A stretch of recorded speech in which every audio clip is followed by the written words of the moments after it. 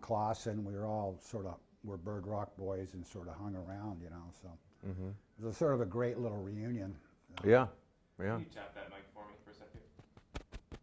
Jimmy? Cool. Thank you. Everything cool? Everything's sounding good so far. I'm going to hook up this boom so we got a little backup audio. And we're good. Always the backup. Can't leave home without it.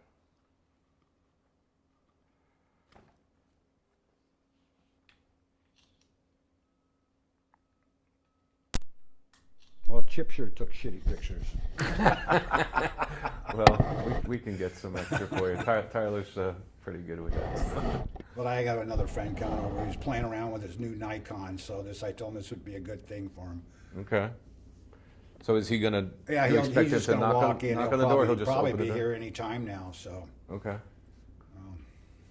That'll be good. If he cuts in, just keep it going. Yeah. Yeah. Yeah, he'll realize quickly that we're filming, and hopefully. Okay. You guys, tell me one more little story so I can get a level here. I don't know. When I first met him and growing up here around here, and if you look outside there, you'll see this was nothing but hills in the past. And none of these homes were here. When we used to play in these hills. There was a cave around the corner over there, and we met there. And Cool. He had his little crowd, and I had mine. But you see each other and that type of stuff. Mm-hmm. So, Yeah. Yeah, I think I was similar. I moved out of San Diego in '97, so I knew him from '89 to '97, and then I was at that point traveling around for my career quite a bit. So I ended up living in a lot of different places, and then kind of similar to you, when Facebook came along, we kind of reconnected, Right. and then I moved back to San Diego in 2011, and then we started, seeing each other pretty regularly and talking all the time, and mhm. so it's been nice. Then I left again in 2015, so I'm back in Florida, but San Diego's a pretty special place. Well, this town was a pretty special place back then. I mean, it's hard to explain. I don't think you could get a better place to grow up in, so. No. I mean, you had it all. You didn't realize what you had back then. Is that your friend at the door? And I told him to just walk on in. The door's unlocked. Maybe it's the workers.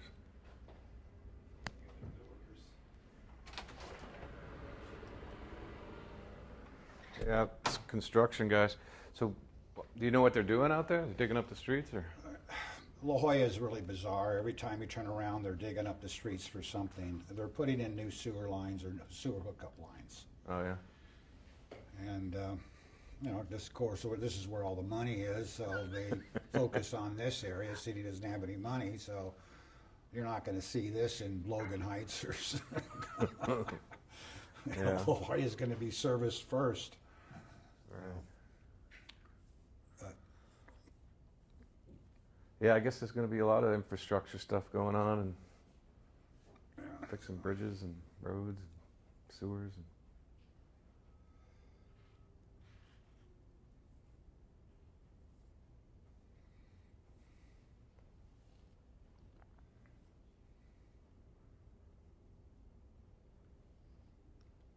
is this the house you grew up in then as well? No, I actually grew up I moved out when I was about 17 and a half, and this house was being built.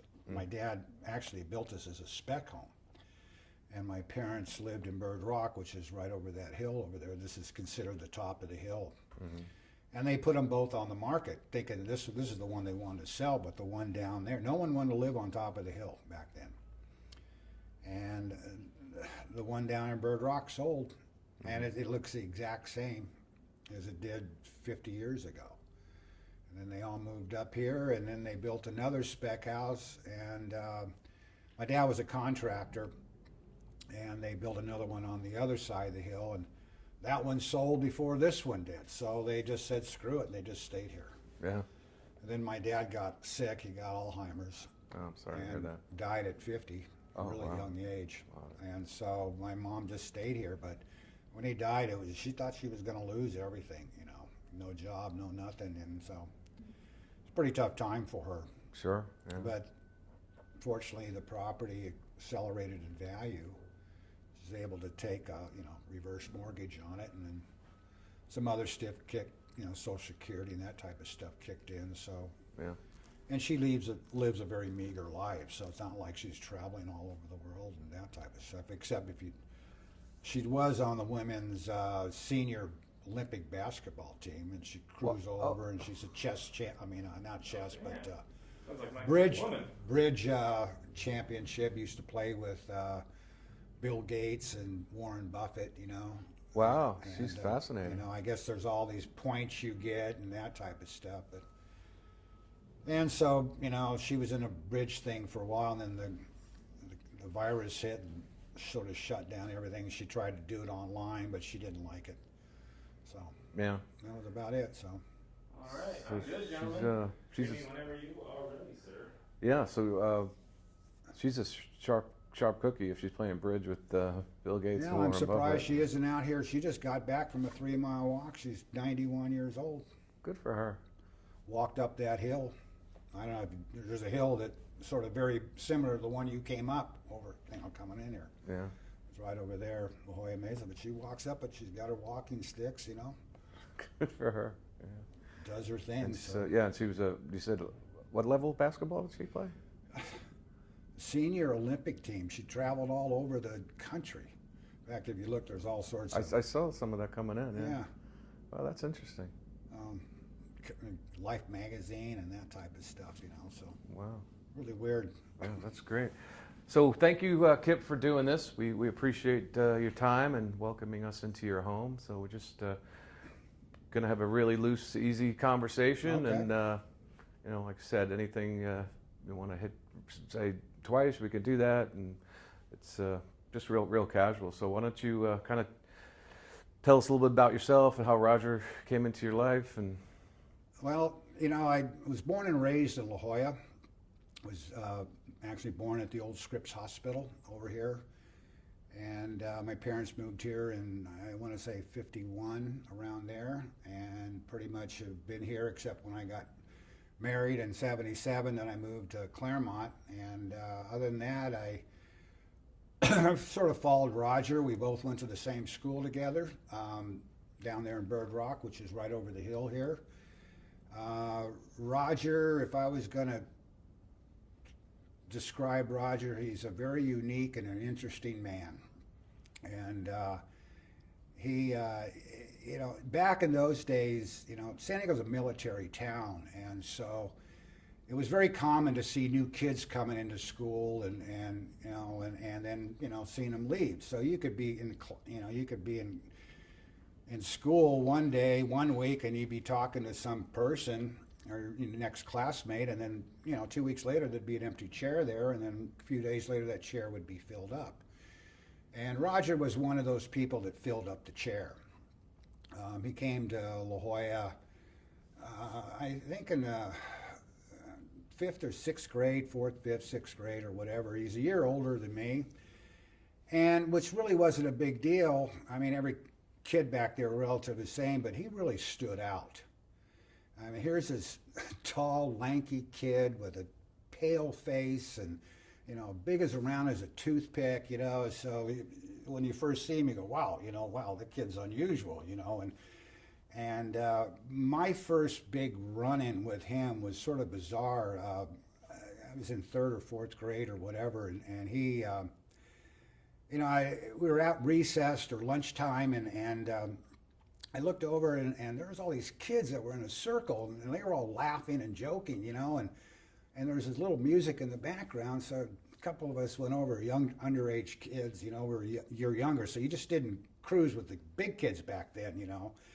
And so we went over there, and there's Roger. He's got all these people around him, and he's doing this Elvis Presley, you know, knee knocking thing, you know, and the music's playing, and kids are laughing and everything else. I go, holy shit, man. I said, God, what is this guy up to? And, you know, I look back at it, and it was sort of that, Forrest Gump, scene where, he's imitating Elvis, And then, there was a little transistor radio in the background playing. And, everybody was laughing. And I said, wow, that guy's very unusual, And so he, then all of a sudden the teachers came over and broke it all up and everything else, and that's Roger. And from that point on, that was my branding of Roger, that he was sort of an entertainer, promoter type of thing. Now, whatever he was doing, obviously he was, showing the kids the new phase or dance phase or whatever, but it was hilarious, and I still think about it. And, a couple years later, you'd see him, and like I said, we just lived right over this hill over here, and if you take it, you'll see all the homes. This was really nothing back then. They were just nothing but rolling hills, and we used to play in the hills, and I'd see them. Bird Rock, back in those days, La Jolla was a very unique town. It had these different areas into it, and north of La Jolla was the Shores area, La Jolla Shores, and then you had the center part of it, which was the school and the village itself, and then the south section of it was Bird Rock, which bordered Pacific Beach, or what we call PB. And that's where we all lived there, sort of the outskirts of La Jolla, and there was a lot of crazy people back then in La Jolla, and we grew up baby boomers, and we used to play in the pillboxes left over from after World War II, and right over, once again over there was an area where all the anti-aircraft guns were set up during the war, and the concrete slabs were there, and the gun mounts, and we used to cruise down at the beach and pick up spent shells and that type of stuff, and so Roger was part of that group, even though but he hung out with the older people or his classmates. But we were playing in the hills one time, and I was walking home or whatever, and I can't quite remember the circumstances, but we're coming home, and he lived off of a street called Taft. And you went to the left, and you would go to Taft Street, and then you went straight, and you went to my house. But anyway, he said, hey, Kip, he said, you want to come over and see my collection? And I was a little shocked about it. I went, wow, that's sort of weird. Collection, okay, that's cool. So when you're a kid, you're thinking collection. Did he have snakes, lizards, baseball cards or whatever? And as we're walking toward his house, he goes, no, it's my poster. And I said, well, that's sort of cool, posters. And I'm thinking movie posters, with good-looking chicks on them and that type of stuff. That'd be pretty cool. And anyway, we went to his house, and I was expecting to go into his room, and no, we didn't. We went into his garage, and it was sort of unusual. He had a little lock on it, and he opened the lock up, and back in those days, nobody locked anything up, nobody. And he opened the door up, and he flipped on the switch, and this light came up, and right in front of me were two big posters, and one was The Crawling Eye, and the other one called The Giant Behemoth. And those two movies scared the holy shit out of me when I was a kid. And all of a sudden, I just got done with the nightmare of them, and now all of a sudden they're facing me. I go, wow. And I just went, what are you doing here? And then I stepped into the room, and this whole garage was filled up with all these movie posters, and it was bizarre. I mean, I never seen anything like that. I said, where did you get all these? And he says, well, I'd go to the movie theater, and after the movie was run, he'd ask the owners to get the posters. I didn't learn till years later that, God, I think by 1970 he had accumulated something like 10,000 of these. So he was a movie buff entertainer back then, and early 60s or whatever. He said he started collecting them around 59 or 60, and it was still a mind blower. But the town that he grew up in was La Jolla, California. Like I said, was divided into certain areas. And legendary big wave surfer Greg Knoll once said about La Jolla, and I'm doing a little paraphrasing, La Jolla was the most radical of all places, the beach crowd. and it was in a way, they had a way of flipping off society, and Roger fit perfect within that group. We had it was crazy times back then. That we had people cruising the town of La Jolla dressed up like Nazis, and they would go to the Jewish fraternity, and everybody had a great time. It was sort of a mockery of the Germans at that particular time. We had people cruising down the storm drain in full-on Nazi uniforms with real machine guns on the back on flexi flyers. There's a lot of video of that out there. And then we had, other kids would do demolition derbies right in the town of La Jolla, or pushing off cars off of Torrey Pines Cliff.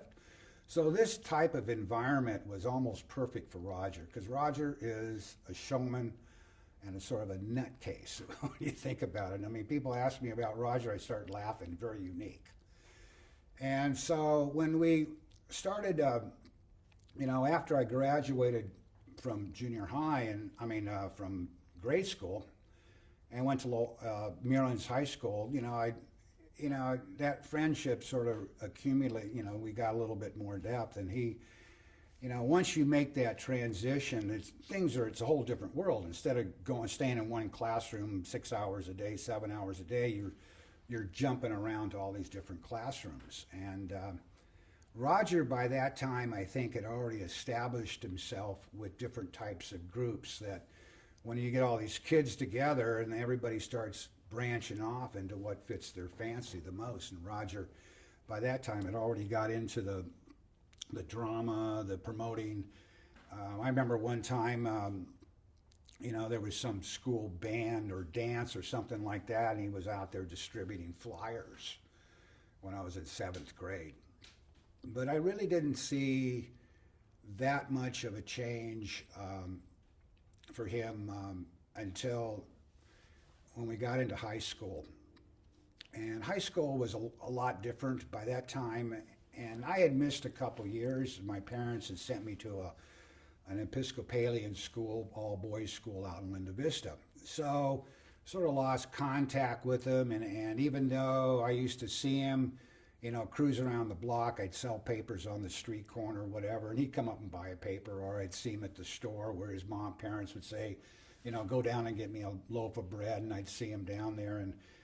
And he had a sister, twin sister, pretty much they hung out together. They were probably better than good friends. They were very tight. And so when I went to my first day at La Jolla High School, and I wasn't really knowing what to expect, and in those days everybody was hitchhiking to school. You just didn't ride your bike to school like you used to do. And so I went down the corner and I was hitchhiking to school, and I was a little nervous because it was getting close to school opening. And all of a sudden I see this beat up brown 4-door sedan pull up, and it's Roger and his sister, and he picks me up hitchhiking. And of course, that short trip to school was, a renewal of our friendship and everything else, and it was pretty cool. And anyway, so when we got to school, one of my classes was drama, and he was there he was not in one of my classes, but I had another guy in there, a guy by the name of Nigel Barber, who now is a pretty well-known actor. Had some cameo, did some little scenes in James Bond movie and Mission Impossible. And Roger and Nigel were very good friends, and our drama class, we would go in and we would do these stages, and I remember him and Nigel, they'd be doing some type of acting scene. And I think, Nigel was cool. And like I say, he's a full-on actor. It's his profession now. You can look him up if you want to. He's got quite a few film credits. But they're still very good friends after all this years. But in high school, about that particular time, La Jolla was really known for a lot of, a lot of unique things. I mean, we had, you had like Jonas Salk from, from the medical research. We had other famous people there that, came and went in La Jolla. Gregory Peck, Raquel Welch, Rob Crosby from the rock group, The Rat. And so there was a lot of different diversity in La Jolla. But one of the things that all these groups that you had when you went to La Jolla was that, you had your typical geek club, you had your typical jocks, you had your typical people that played chess, you had your athletes, you had your surfers, you had your drinkers, you had your hippies and the pot smokers and all that stuff like that. Music and brought everybody together. And La Jolla was, music just, like I said, just brought everybody together. And Roger got into the DJ. And back in those days, they started these mobile DJ things. And, he'd bring a record player or whatever, and he, somebody invented a portable DJ machine, and they, instead of going to some class function or class venue or whatever, they brought in a DJ, which was sort of unusual at the time. La Jolla people just were not used to that. They're used to, on any given weekend, La Jolla, there was always some party, 2 or 3 parties going on, and each one of these parties always had a rock and roll band. And there was quite a few of them in La Jolla. And so when the DJ crave came out, it was sort of, everybody sort of frowned on it because everybody liked live music. But Roger had a very unique way of, when he was the DJ, he'd really get people involved. And of course, DJ, you had a more flexibility of songs. And instead of some rock band trying to imitate Jimi Hendrix or Mick Jagger, you could actually play the song with big speakers, and then people would dance the night away. And I used to see him at the La Jolla Rec.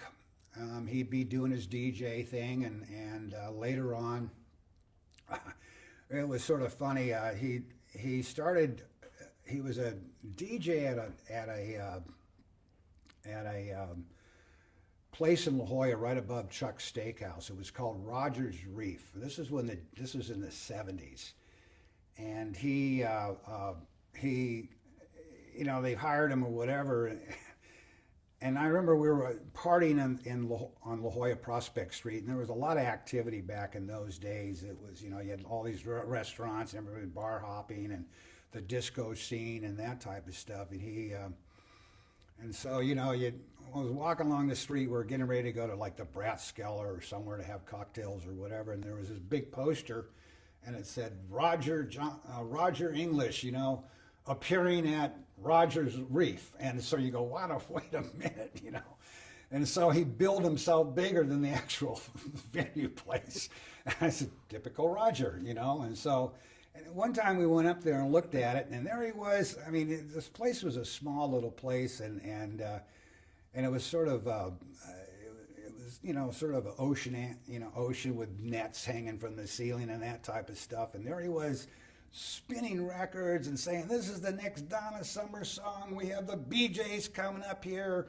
And he would be going ranting and raving, but the dance floor only held about 5 people. So it was like he was at Studio 51 or something like that. He just kept, you wouldn't have known it. You could have taken him and put him in Studio 51, and he was doing the same act there that he would as this tiny little place. And so, this is the type of stuff he started doing.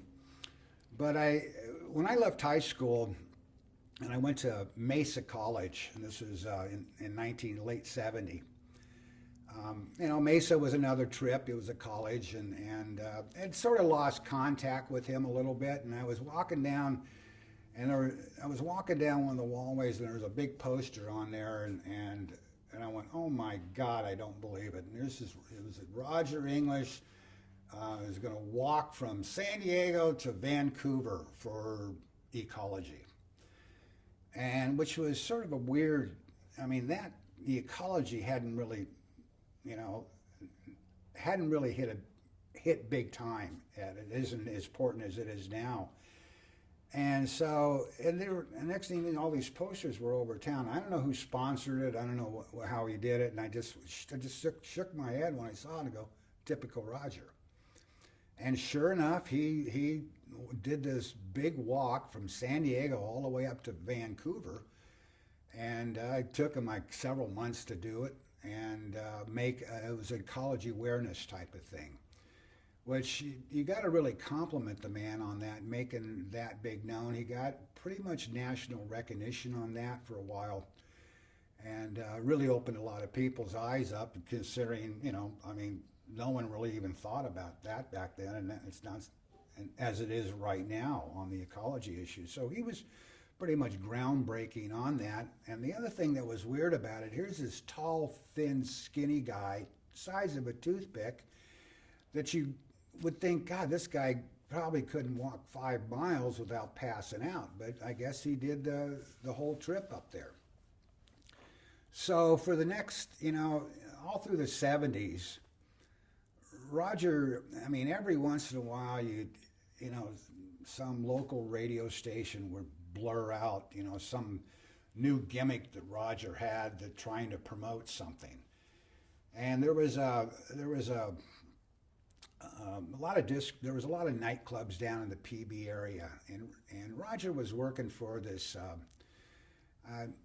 nostalgia memorabilia place or whatever. I forget the name of it. He was a manager or something, and there was a friend of his that he had a nightclub down there, and nightclub wasn't doing too well, and so the word was that he called up Roger and said, "Look, you know, if I don't get some more people in here, you know, I'm gonna have to go bankrupt." And so Roger said, "Well, let me think about it a little bit." And next thing you know, he comes up with this gimmick that he'll do this. He'll try to set the world's record for dancing the twist or something like that. You know, it was sort of bizarre. Like, where do you come up with this stuff? You know, he was sort of like. You know, I don't know, years ago on late night TV, you'd see these commercials on Cal Worthington Dodge. And Cal would go, "I'll stand up on my head to make a deal," and you'd see Cal walking his car lot on a hippopotamus or something, you know, something weird, or dragging an elephant, or had an ostrich next to him. And Roger sort of reminded me of that type of promoting. It just, you know, whatever gimmick he could do to get people, you know, there. And so he sort of figured out this way that he was going to go for this world record. And you know, how he was going to do it was, you know, I mean dancing for 100 hours to twist or whatever. Well, I guess the police got word of it, and it was in the papers, and Roger organized a protest, because in those days, I guess you couldn't do a venue or something weird like that longer than 8 hours. It was a weird law about it. And Roger organized some type of protest or whatever, and and it was in the papers, and radio stations were talking about it. You know, they went down to City Hall and did it, and finally the city gave in. Well, I don't know if they gave it or not, or whether Roger just went, "No, screw him, I'm going to go ahead and do it," you know. And so he did it. That idiot went ahead and danced for like 100 hours or something outrageous like that. The guy's place got packed. People just had to go down there and you know, check out this guy that's there, this tall, skinny guy that was white. I mean, he, you know, absolutely no suntan at all, no color, and standing on a dance floor, dancing the song after the twist, you know. So it was sort of a weird thing, and a lot of people went down there and saw it, and I would assume that the guy, you know, business started doing pretty well after that, and bailed him out, you know, charging people to come in and watch this guy. And that was the type of stuff that Roger would do. And he did another gimmick, and in fact, I remember driving by there with friends of mine. he climbed upon one of these billboards and said, "I'm going to set the world's record for staying on top of a billboard," something like Klinger did in MASH, you know. And he did it in like 30 days or something like that. And each one of these little gimmicks, I guess he tried to get him in the world's record book or Guinness's World's Record. And I don't know how many he got. Somebody said that, you know, he got 8 of them, and then he got the 9th one for having the most world's record. But he did do a bizarre one, and that was kissing. And I think that's the one that really probably stands out of my mind the most, where he kissed like 3,000 women within 24 hours. And it's sort of funny. When I was married and I was living in Claremont, there was a little blur about that on one of the TV shows or news shows, you know, and my kids were watching it, and he goes, "God, Dad, this guy's really weird." And I go, "Yeah, I know. I went to school with him. I know him." And they looked at me, "You know this guy?" I go, "Yep, unfortunately," you know, is joking around. And they said, "Oh, God, Dad, you know everybody." I said, "Well, I wouldn't know that, but I'm just saying I just know him, you know." And so, but he was constantly on this type of thing where he was doing this. And so anyway, so he kept doing these promotions pretty much all of 70s. I don't think there was a month or two that went by for a while there that you didn't hear something about Roger. And there was a big thing, the waterbed thing. You know, 70s, waterbeds were really big and that type of stuff. And Roger, you know, some person paid him to go there and sleep in a waterbed. Well, he didn't want to make it sleeping. He just wanted to see if he could stay awake. And I was looking for a waterbed at the time, and it did good for the waterbed business because I went down there and actually bought a waterbed from these people.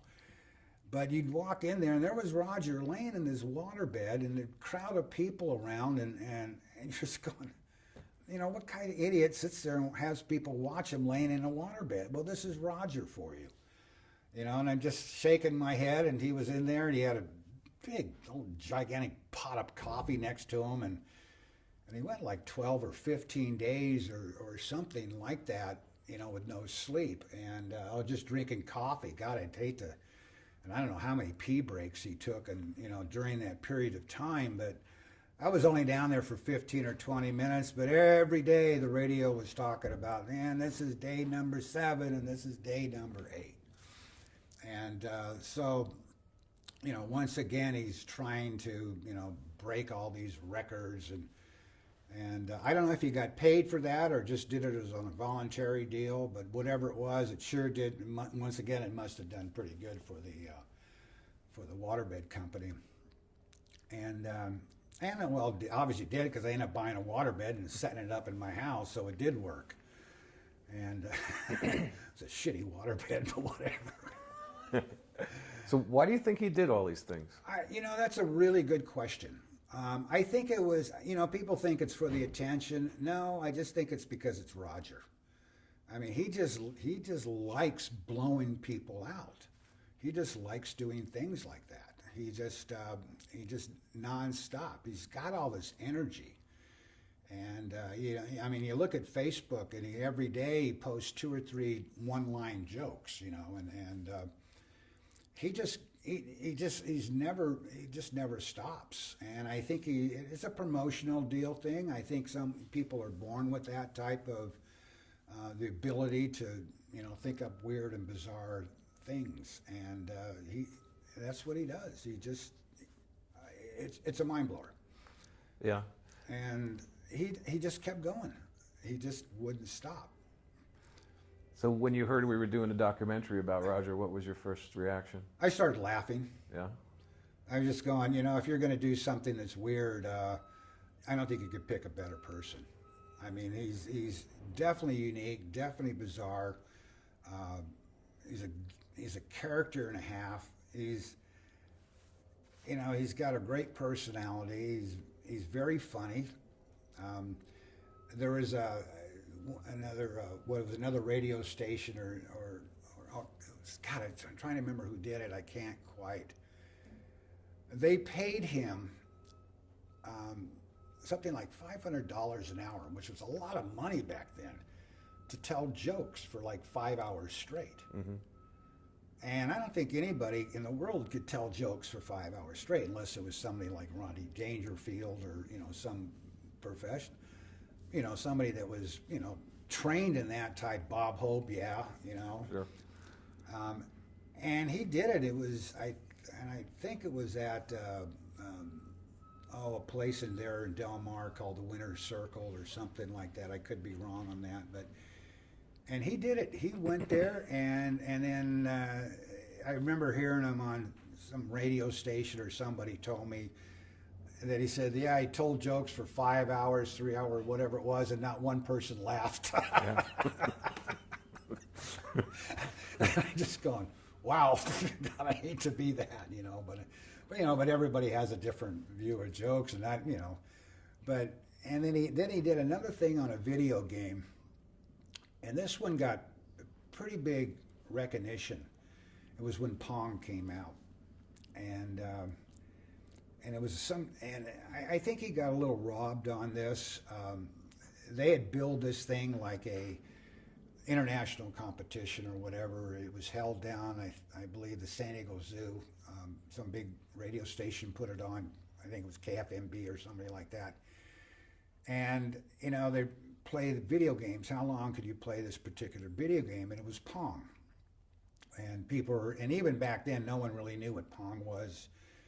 They said it was some type of tennis game or whatever. And he went ahead and did it. And there was some, I can't quite, like I said, I can't quite remember it, but he went ahead and did it. And whether or not he got a world's record on it or not, but once again, it was a promotional thing. I forget what it was, and I don't know whether he got paid for it or not, but it was a bizarre thing. During the whole contest, the radio was, blasting, come down and see Roger English. He's in his 9th hour of playing Pong or whatever, so. Mm-hmm. But a lot of the stuff I think he did was for awareness, and a lot of stuff, like this ecology trek that he did was pretty much it was all ecology awareness, and whatever goes on that man's mind, I'll never know.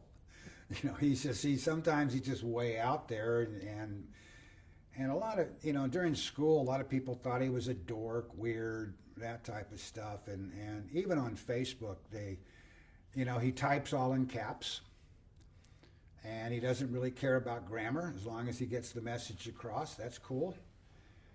They come down on him. Some of the grammar Nazis come down on him. Don't type that. That means you're shouting. It's not. It's not proper grammar when you're doing this stuff. And Roger just said one time I had messaged him, and Roger, I said, you can go into Facebook next to your post, and you can click the little three little dots on the top right-hand side, and a little drop down will appear, and you can edit it.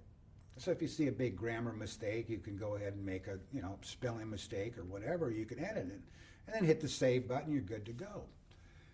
And so he goes, oh God, thanks, Kip. I really needed that. Well, sure enough, did that help? No. He just doesn't care. He just keeps going. So that little informational hint, doesn't work with Roger. I mean, Roger's going to do it his way and his way only. And so, and that's pretty much what Roger does. I mean, it's his way. Years later, I heard that he had a hostel that he opened up down in Pacific Beach. Mm-hmm. And God knows, it's sort of funny, and he'd get all the, people all over the world coming in, and he'd start doing these little videos of Halloween. He did the Monster Mash and Christmas and that type of stuff, and he would put them on YouTube, and every year he would, launch these things, but he never really talked much about that place, but every once in a while he upload photos of all the people that he met, particularly from Ireland, and I think that's probably where he's from. Maybe has family there or whatever, and I'm not really sure. Yeah. But he would always, here's my buddies from so and so, here's my buddies from Canada, here's my buddies from India or Germany or whatever, and there would always be a group of kids there that he'd take over, direct them, and it looked like it did pretty good. He had it for years. I think he sold it here or when he retired here a couple years ago. I don't know if it's still down there or not. Yeah, it would it's seem to not me. open now, but yeah, this is great, Kip. You're filling in some really important blanks in the story for us. So we really appreciate everything you're doing for us. Could you, take me back to when you first went to his house and the posters? What year, what age would that be? How old were you? Do you remember? Oh God, early '60s. So you're 13, 14? 13, 14 years old, somewhere around there, maybe even 12. Okay. And did you meet anybody else in his family other than his twin Nope. sister? You never met anyone? The only time I'd really meet anybody, like I said, was in the garage. And, Sure. when you go to places like that, you expect to go in a kid's room and, all these posters and everything else. And in a garage, and so I have no idea what the parents thought at the particular time. Never met his mom and dad. I did meet his sister. When he would always, his sister was always with him when he picked me up when I was hitchhiking. And Roger, the thing about hitchhiking is that, I always get down there early. And after a while, people got to know you. So you'd see, once you got people in school, so the older kids would pick you up and give you a ride to school. And every once in a while, that didn't happen. So it was getting close to the time, and all of a sudden, I could always count on Roger. Seems like he was always late for everything, and he'd always be scrambling. He'd pick me up, and he'd be in the car with his sister. I'd jump in the back. Sister would be in the front and take me to school, park in the lot, and I'd have to scramble to get to class, and that was pretty much it, Yeah. And but I was in La Jolla High. I was a water person. I surfed, I dove, I swam competitively. Body womped to the beach. I was with that group of people, and Roger was in the entertainment area. Entertainment, the drama class, the musicians. And it was very common to, when there was some type of big party or whatever and there was a band, you would see Roger. He'd help me drag it in all the speakers and the drum set or whatever, and whatever he was doing. Sometimes, you would see him in a recording, with the big reel-to-reels. He'd be recording music or whatever. He was into that. I think he majored in cinematography when he went to Mesa. I'm not sure. Did you ever see him perform and play? The only time I ever saw him perform was at La Jolla High School in a play with Nigel Barber. Do you recall which one? No, I can't recall. This was years and years ago. He'd probably have a better. Nigel may know something about that. I couldn't even. I think my battery's getting low on the Okay. B camera. This is great. You're easy. You're a natural. And I saw my you're friend walk fantastic. in here, and I Yeah. haven't seen him in here. Yeah, So, this is great because we don't have a lot from him in school, so this is terrific. Really great. there's a guy by the name of Tom Clausen that Yeah. Roger mentioned. You might be able to do Tom lives back east, so. I think we've got Clausen on the list for Yeah. maybe a Zoom call or something. Yeah, Tom, they lived pretty close to each other, and Tom was his age. Mm-hmm. So Tom would be a good person that, I don't know how much they hung around, but they were pretty tight, Yeah, he's on our list. Yeah, Tom's good people. He's good people. So do you I'm gonna take- see if my friend is here. Yeah, Is that okay? Yeah, yeah, sure. Feel Hey, Michael. Grab a glass of water or something too. Yeah, you guys want anything? No, I'm good. If you have some water, Kip, that'd be great. Everybody- Thanks. Aren't you good in there taking pictures? That's what you're supposed. You're supposed to stay in the background and take pictures. How are we doing on time? We got about maybe Oh. No, you're not interrupting. You're just going in the background. left before we have to start back on. It's 10:30 right now. Yeah, I think we got. Oh, no. Unless he's They got were expecting more you. stories, you know. We just hit him with a couple of those questions. Yeah.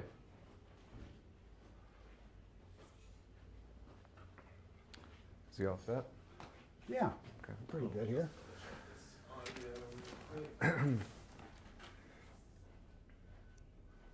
That's Michael. Hey, Michael, Jimmy.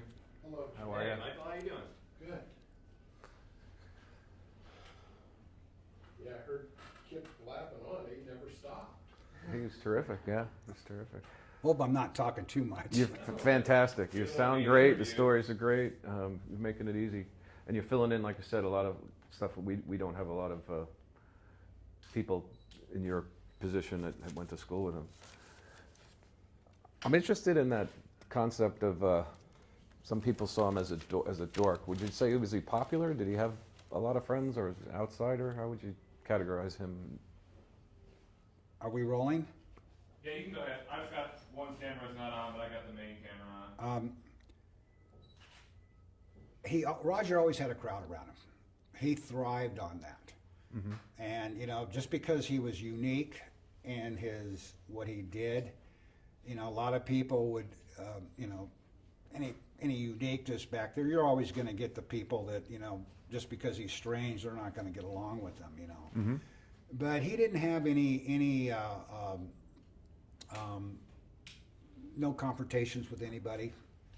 He always got along with everybody, and like I said, everywhere you looked, there was Roger. I mean, he always had a crowd of people around him, so he had a following. Mm-hmm. And I think that pretty well continued. And well, when he got old enough to drive, he's a movie fanatic, and years ago, La Jolla once again is very unique. And living in Bird Rock here, right down the street over here on Cass Street, was a very unique theater. It was called the Roxy. And the Roxy, it was a dream for parents, because for 50 cents, a parent could give their kid 50 cents and maybe an extra 10 cents, and they would send them down the Roxy for 4 hours of a double matinee. It was a perfect babysitting job. And Roger would be there all the time. I think that's probably where he got a lot of his posters and that type of stuff. In fact, the Roxy was where I don't remember the surfer group Jan and Dean. Mm-hmm. Sure. Well, Jan and Dean, remember when Jan got in the automobile accident, Mm-hmm. and he was partly paralyzed or whatever, and the Roxy was the place where Jan performed for the first time after his accident. And it was a big deal, and he got on there, and the place was packed, and they started singing, and then they realized it was all lip sync. Somebody had screwed up on the soundboard on a sound guy or whatever, and the crowd went a little ballistic. They faking it, it's just nothing, like what is it, that vanilla Yeah, Milli Vanilli. something like that.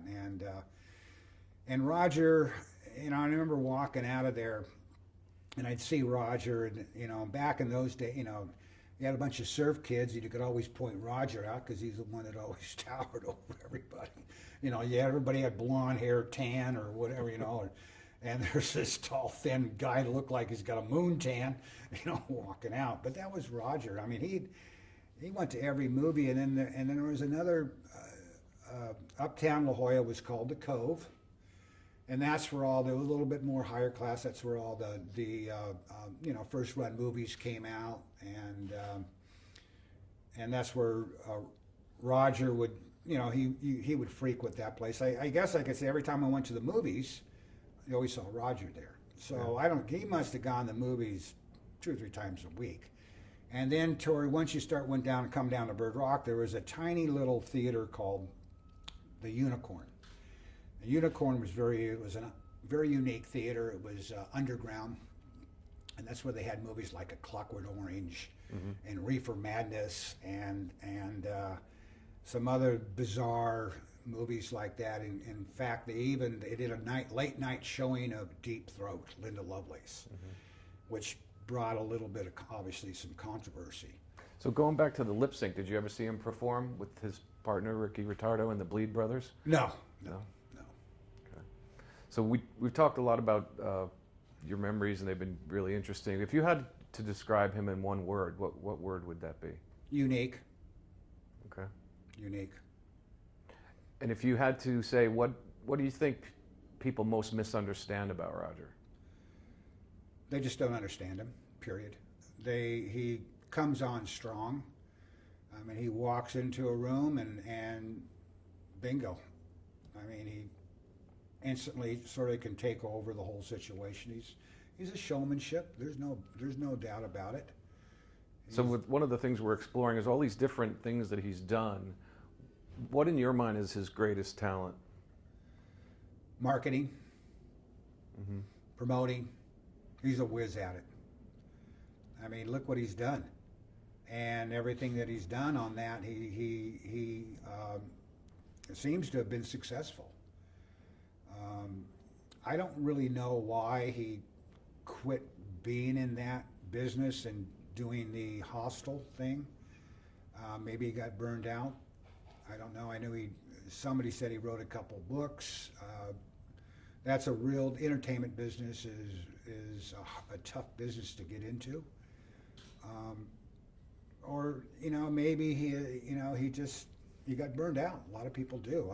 I was in construction for 30 years and I got burned out. One day I just quit. Sure.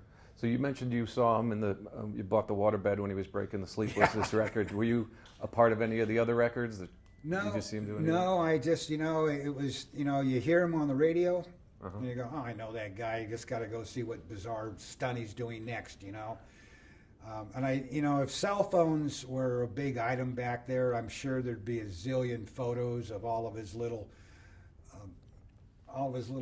stunts that he did and bizarre stuff. But he managed to draw a following. There'd always be a crowd. When I saw him on the billboard down there, I mean, there must have been 20 or 30 people down there looking at the idiot up there, spending 30 days on a billboard. I mean, who does that?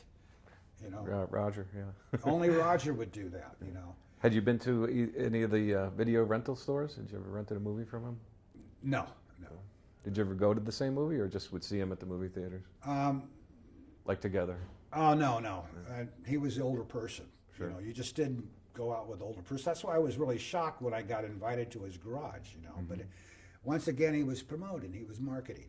He had to show off his stuff that he had. I'd hate to see what he has now. I mean, he's got a museum of all this memorabilia. I mean, my God, 10,000 posters.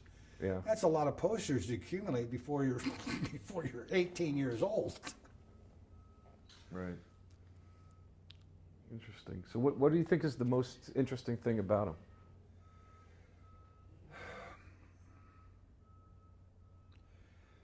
I think his humor. I think he does. He really loves humor, and he knows that humor is an important factor of life.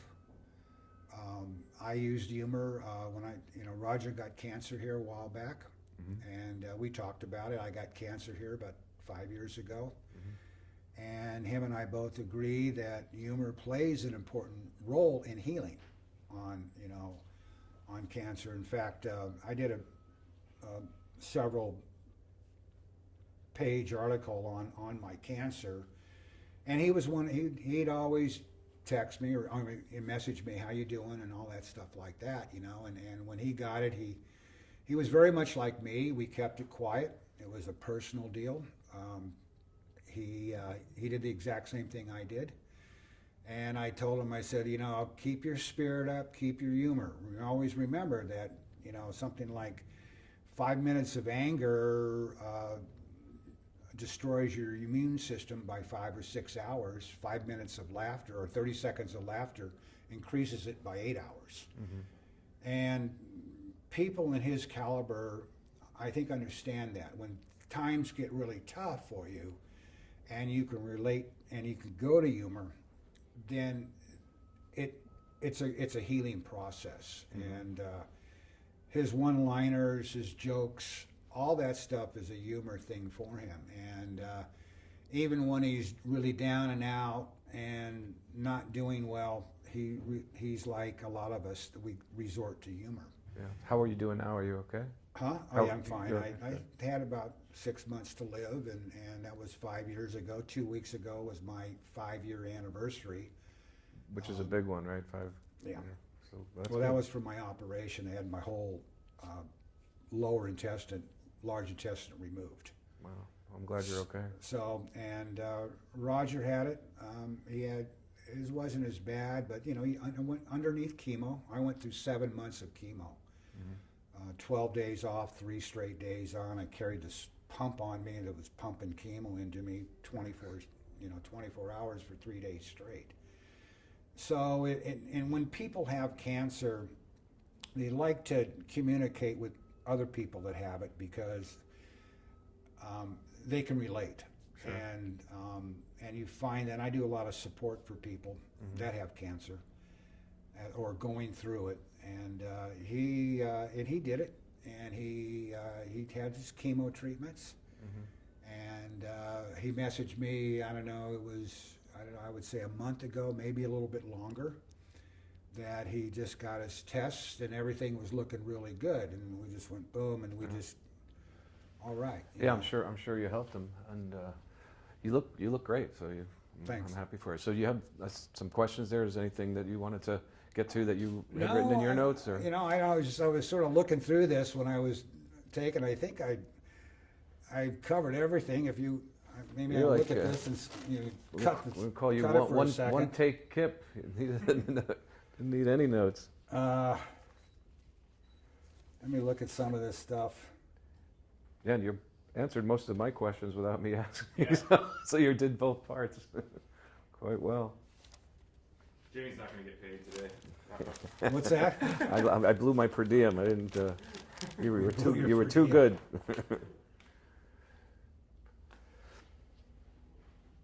This is the one, by the way. Well, I could What's bolted, let me- I could probably add Oh, a, look at that one. Okay. Yeah. Like I said, La Jolla was a very unique town. Mhm. And Tom Wolfe, well-known author, wrote The Right Stuff and the Pump House Gang, once said that La Jolla was known for its large beer orgies and the parties that followed with that.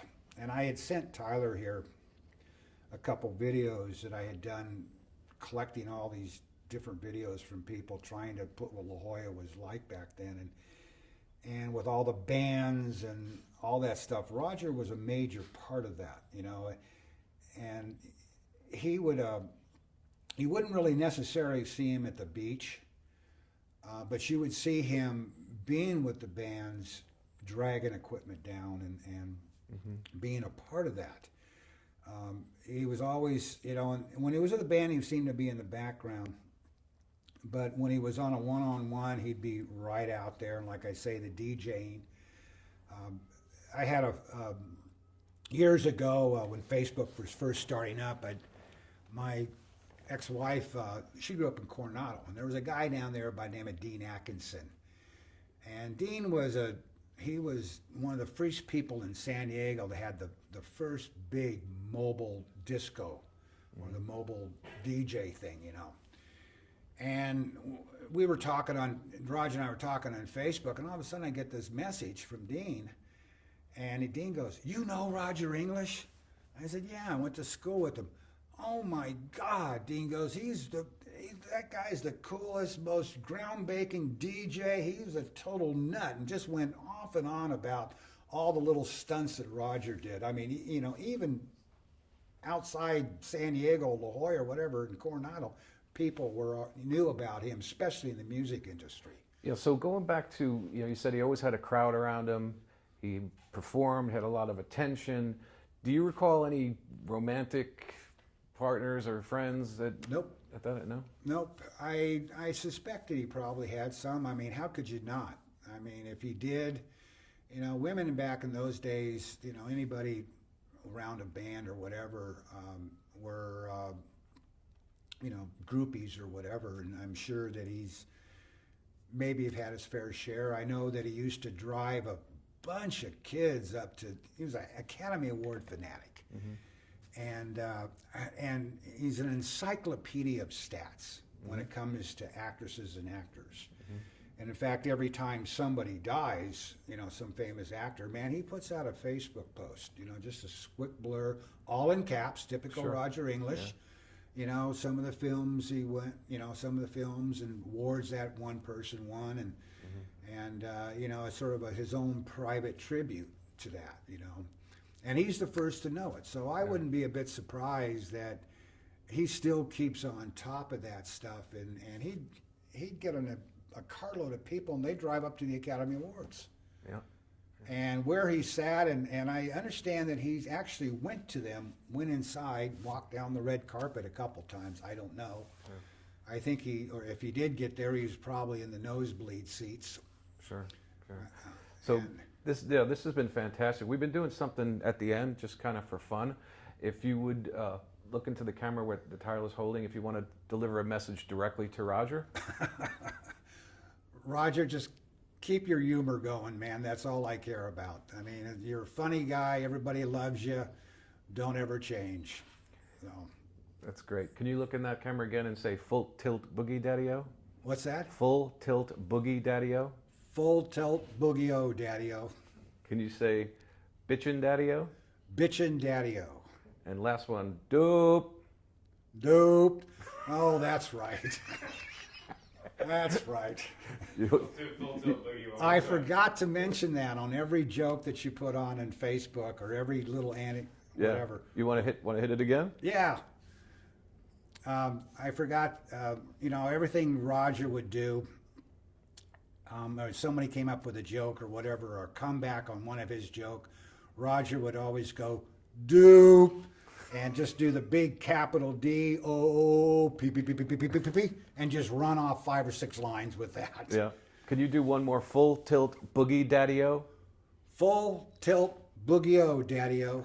Full tilt boogie daddy-o. Full tilt boogie, daddy-o. Nailed it. That's Nice. that's Great awesome. job, yeah. Fantastic. You killed it. That was fun for me. I hope it was fun for you. It was interesting. I hope I gave you everything you wanted. You were fantastic. You filled in, like I said, timelines that we didn't have a lot of information for. And because you're a natural storyteller, and I think you look great on camera, and the house was beautiful.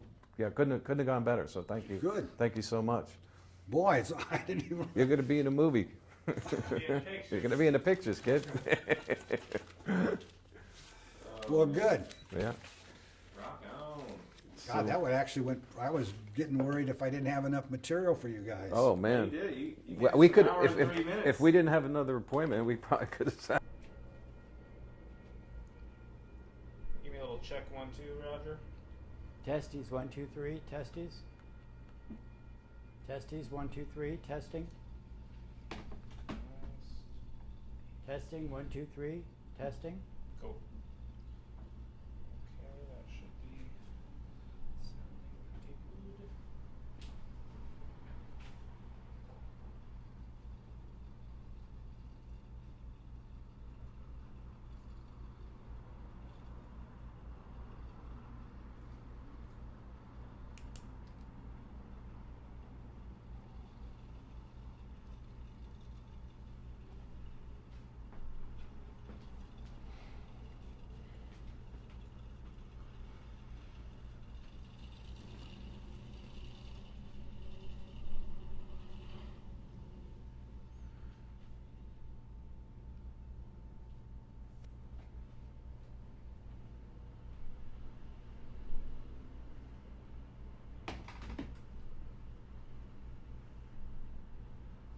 And can you lean forward, Roger?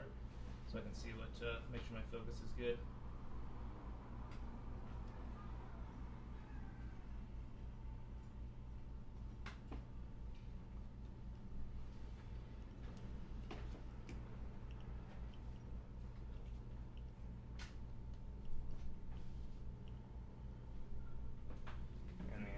precarious window cam.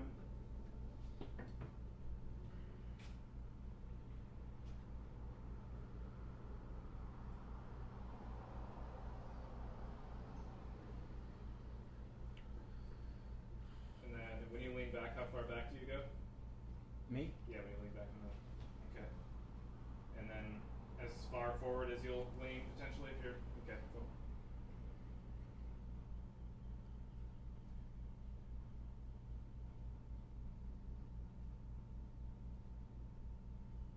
Can I see without the glasses again?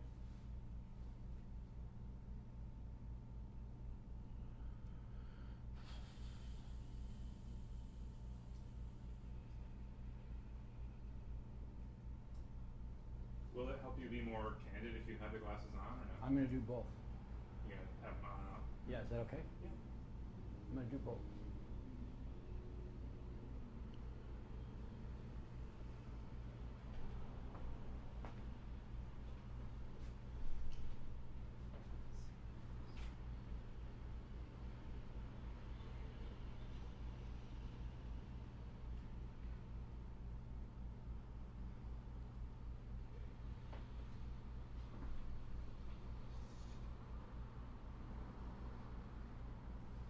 Okay, how you guys feeling?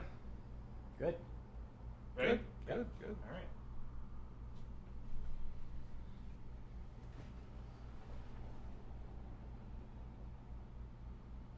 So let's do this thing, guys. All right, so Roger, we come to our final interview section. How are you feeling? Great. How about you?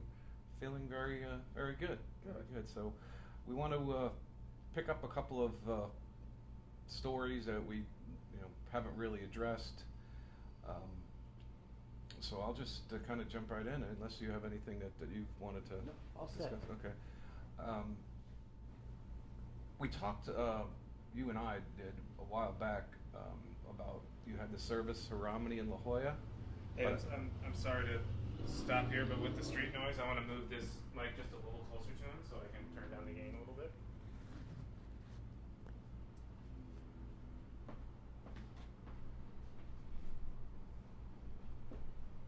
Okay. So I remember there was a photo that was taken during the day in La Jolla, Windansea Beach, when Romney passed. Can you talk a little bit about that? About her service? Yeah. And the photo specifically? I don't know which photo you mean. She's like kind of in the waves, so to speak. I'm in the waves. Oh, is that what it was? Well, I had her ashes. I wanted to go swimming with her for the very last time, fully dressed. So I just walked into the ocean with her ashes and dove underwater and scattered her ashes. And that's at Neptune Beach, which is about 2 blocks south of Windansea, which is where we grew up and hung out. So she'll always be there at the beach. I can always drive by and say hi to her. There was, my memory's all wrong on that. That there was something in the photo that you could almost see her presence in. Somebody took a photograph of a rock at Windansea, and Romney's face is on the rock. It's Romney. I don't care what anybody says. I'm absolutely blown away by it. I have reposted it on Facebook several times. It's Romney's face on this rock, and I guess it's just the lighting and the way the sun is and the way the water hits it, but it's Romney in this rock. I wish I had it to show you right now. Yeah, well, we have it, right? Oh, you do? Yeah, I remember seeing it, so I think it's Yeah, on I Facebook have or it. I have a something. copy of it. Um, But it's Romney on the rock. yeah, that was powerful. Oh, yeah. That was definitely Yes. powerful. Romney is right here, right now. In fact, I was thinking about this. This is probably because of Romney somehow. She somehow got you to do this. When Romney died, she was my twin sister. I love her. We were very close. But when she died, she was more with me than she had ever been before. And she's been with me ever since. Not so much anymore. It's been about 5 years now since she died. But first couple of years after she died, she was with me 100%, and I knew it. So I know she's in a better place and watching out for me. And I'm sure she somehow has a hand in this documentary. I just know it. That's beautiful. In fact, I thought about that this morning. Interesting. And you didn't know that I was going to even ask, did you? No, I didn't. The first question would be about Romney. And the last question I had before I left the house was, okay, Romney, come on, let's go. Is there anything else you'd want to share about being a twin or your relationship or? I was the boy and Romney was the girl, but Romney always took care of me. You didn't want to mess with me with Romney around. She would get she would get in your face. I was always kind of embarrassed because she always took. I was very timid and a big pussy as I was growing up, but Romney was smaller than me, but she was one tough girl. She was beautiful, but she was tough. That's all I always remember about her. She was my biggest supporter. She would just love this. I know she loves this. The fact that you guys are filming a documentary about me, she's going, yay, it's about time. I know she is. My one regret with Romney is that I didn't take her to the Academy Awards. I didn't want to, quote, take my sister to the Academy Awards, so I took another girl, which I love dearly. But I always regret that I didn't take Romney because we were always watching the Academy Awards from the time we were 2 years old. But she was the coolest girl. She couldn't have a better twin sister, trust me. That's beautiful. Kind of jumping around here, I don't feel like we've talked much about the key to the city of St. Louis as you were going down the Mississippi. I know we talked about the key to the city of Laguna. I was swimming down the Mississippi and we reached St. Louis, and somebody told us that the mayor wanted to see me. The mayor of St. Louis wanted to see me. I don't know who got that message to me, but so the three of us, the two guys that were with me and myself, we went to the mayor's office and we get in there. We didn't see the mayor, but his secretary said, oh, here, she gave us each a key to the city, which I treasured for years. I don't know what happened to it. I wish I still had it. But here's the key to the city of St. Louis. I thought that was great. Yeah, that was the second time you got the key to the city. Yes, it was. Yes, it was. Interesting. Yeah, that was cool. I like that. That was nice.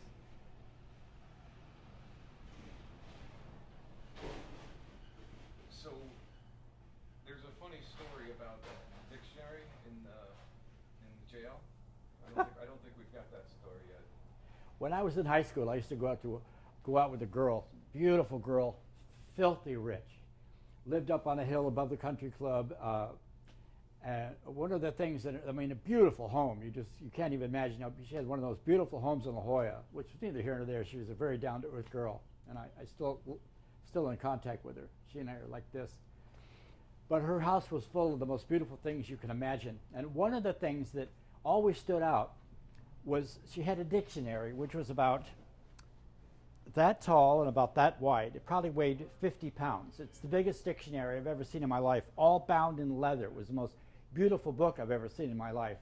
Well, as a joke one day, I went to the word ugly in that dictionary, and I put my picture in it. I glued my picture right next to the word ugly and closed it up and never thought about it again, which I thought was really cool. We laughed about that a great deal. We thought that was funny, putting my picture next to the word ugly, which I think is right where it belongs, to tell you the truth. Anyway, so here it is, 35 years later, and I'm in jail. I've been arrested for marijuana possession and sentenced to marijuana and crystal meth possession. And I was sentenced to 2.5 months in jail, which I thought was completely out of line. It was my first offense ever. But anyway, I'm in jail, and I'm sitting there in jail, and the cell block I'm in is so crowded, there's no room for me anywhere. So they have a mattress thrown out down on the floor. And in front of me are all these cells full of all these Mexican guys. And they were totally cool. They took a liking to me for some reason right off the bat as I came out of my stupor and shock about being in jail, which I just, it was weird. That guy up there was the head guy, the head Mexican guy. And he and I started joking back and forth. And we're having like a cap contest. He's making fun of me and I'm making fun of him, but I don't want to embarrass him or anyway, and I'm not that quick on my feet. But we're exchanging wisecracks, and I wish I could make up the dialogue for you because we were getting big laughs in the cell block. All the white guys down there, all the black guys down there, and all the Mexicans right here. And they're taking me under their wing, as it were, and which came in handy later. But anyway, we're in the middle of this exchange of wisecracks and comments back and forth and getting big laughs and so forth. And I suddenly looked down to my right, and at the end of the corridor, end of the cell block, was a kitchen library area where you could go for coffee or read a book or whatever. And what do I see? I see that dictionary, and I know it's that dictionary. It's a one-of-a-kind dictionary, that big. That dictionary is in the cell block. And I go, oh my God.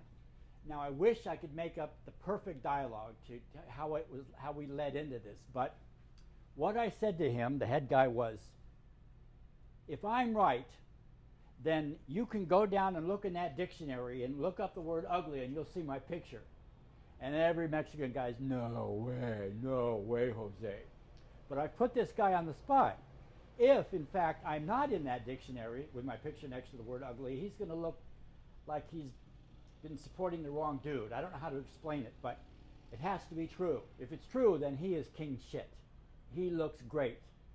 And everybody will be completely blown away. So that guy, whatever his name was, sends Jose down. Jose, go down to the library and look up the word ugly in the dictionary. So he goes down there like a good soldier would. He goes, pulls out the book, bam, slams it on the floor and starts looking up the word. It takes him forever to look up the word ugly. Finally gets to the word ugly. You go, holy shit! Holy shit! Holy shit! Hey! His picture is next to the word ugly. And I don't remember after that. All I remember is that everybody was laughing hysterically. It was just one of those you would have had to have been there, one of the greatest coincidences in my life. And I've had a few off-the-wall coincidences, but that's one of the best ones. But it made a difference for your time down there, I guess, right? There was a big riot in the cell block. The black guys started fighting the white guys. And I mean, they were not messing around. I'm sure I saw one guy, if he wasn't killed, he would have had to have brain surgery. I saw they got in such a bad fight between the two. The whites and the blacks got in this vicious fight, and the people that were running to jail didn't do anything to stop it. One guy got his head cut open so bad I could literally see he cracked open his skull. I could see his brains. That's how bad this fight was. And the Mexicans pulled me right into their cell, and they wouldn't let them get near me. Yes, they came in handy. So must have been pretty frightening being there. Do you recall like your first day, like what you were feeling when you first?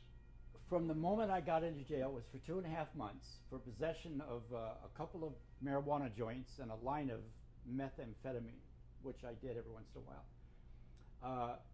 And I was shocked. There was no reason to sentence me for 2.5 months. Somebody had to take over my video store, and I mean, just total disruption for a first offense. I thought it was crazy.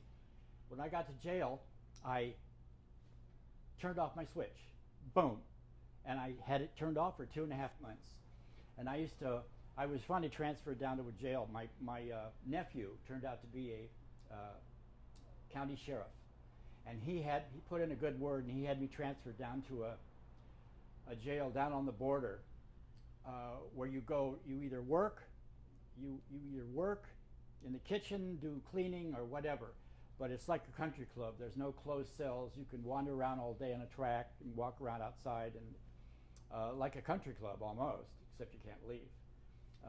So the whole time I'm there, my switch is turned off.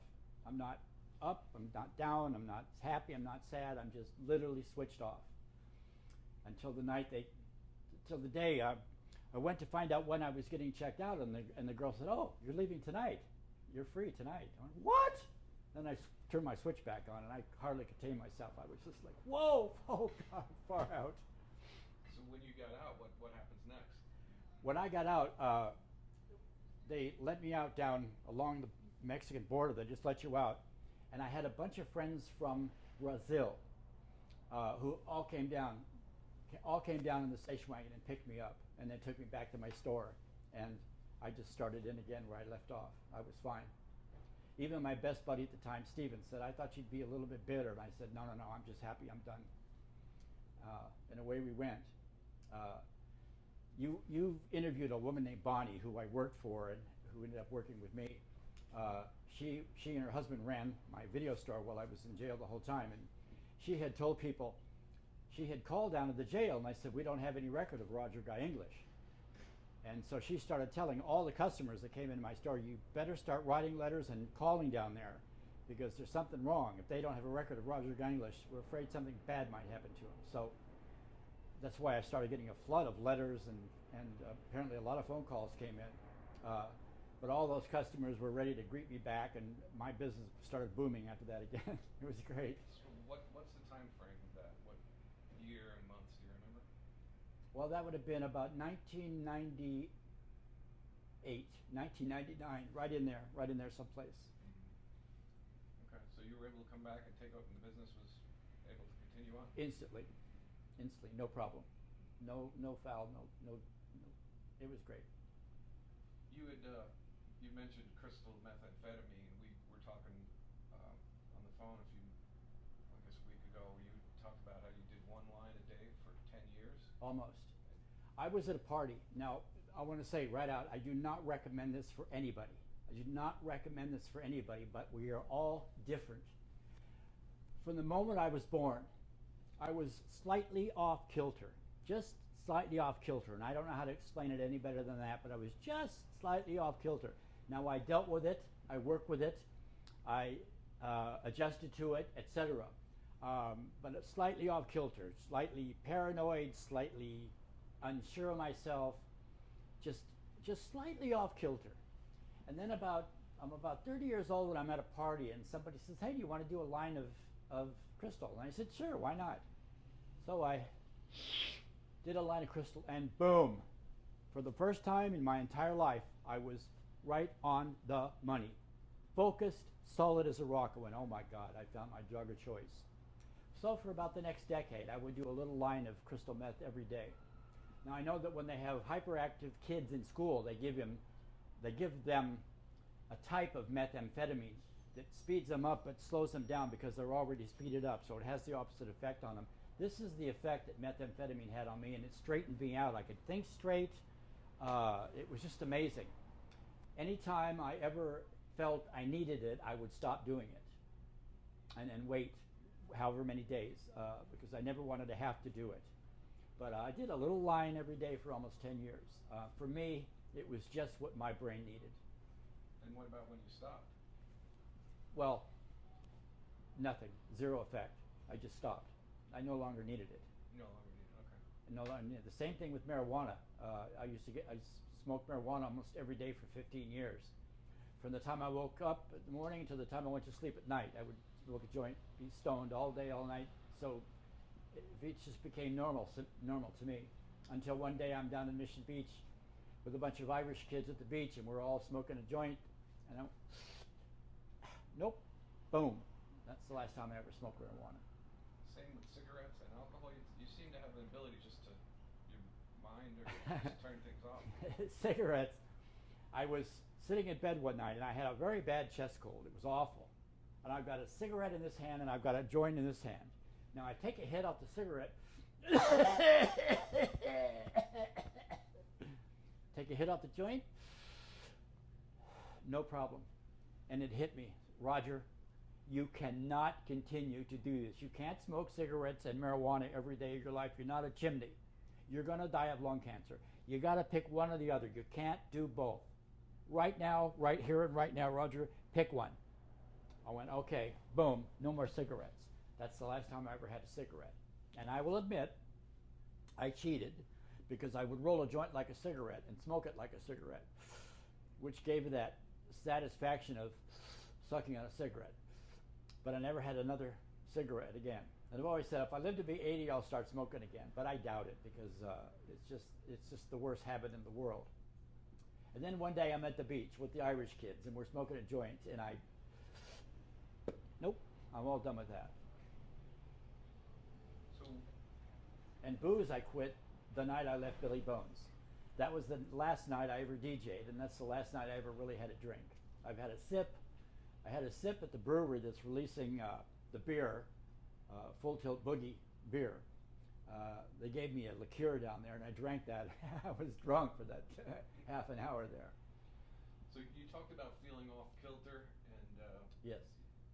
having some issues as a child. But about the age of 6, your mother was ill, About 4. I was about 4 years old. and she was in the hospital for months. Pleurisy or tuberculosis, I'm not quite sure which one, but wherever she was, she had to be isolated, no contact with other humans. Whatever she had was contagious. So tuberculosis or pleurisy, one of the two. So at the age of 4, I would say, Romney and I, my twin sister, were taken and put in a foster home. And Rhonda and Rick went with Went to live with their father, yes. And could you talk a little bit about the experience with the adopted or foster parents? That was a nightmare.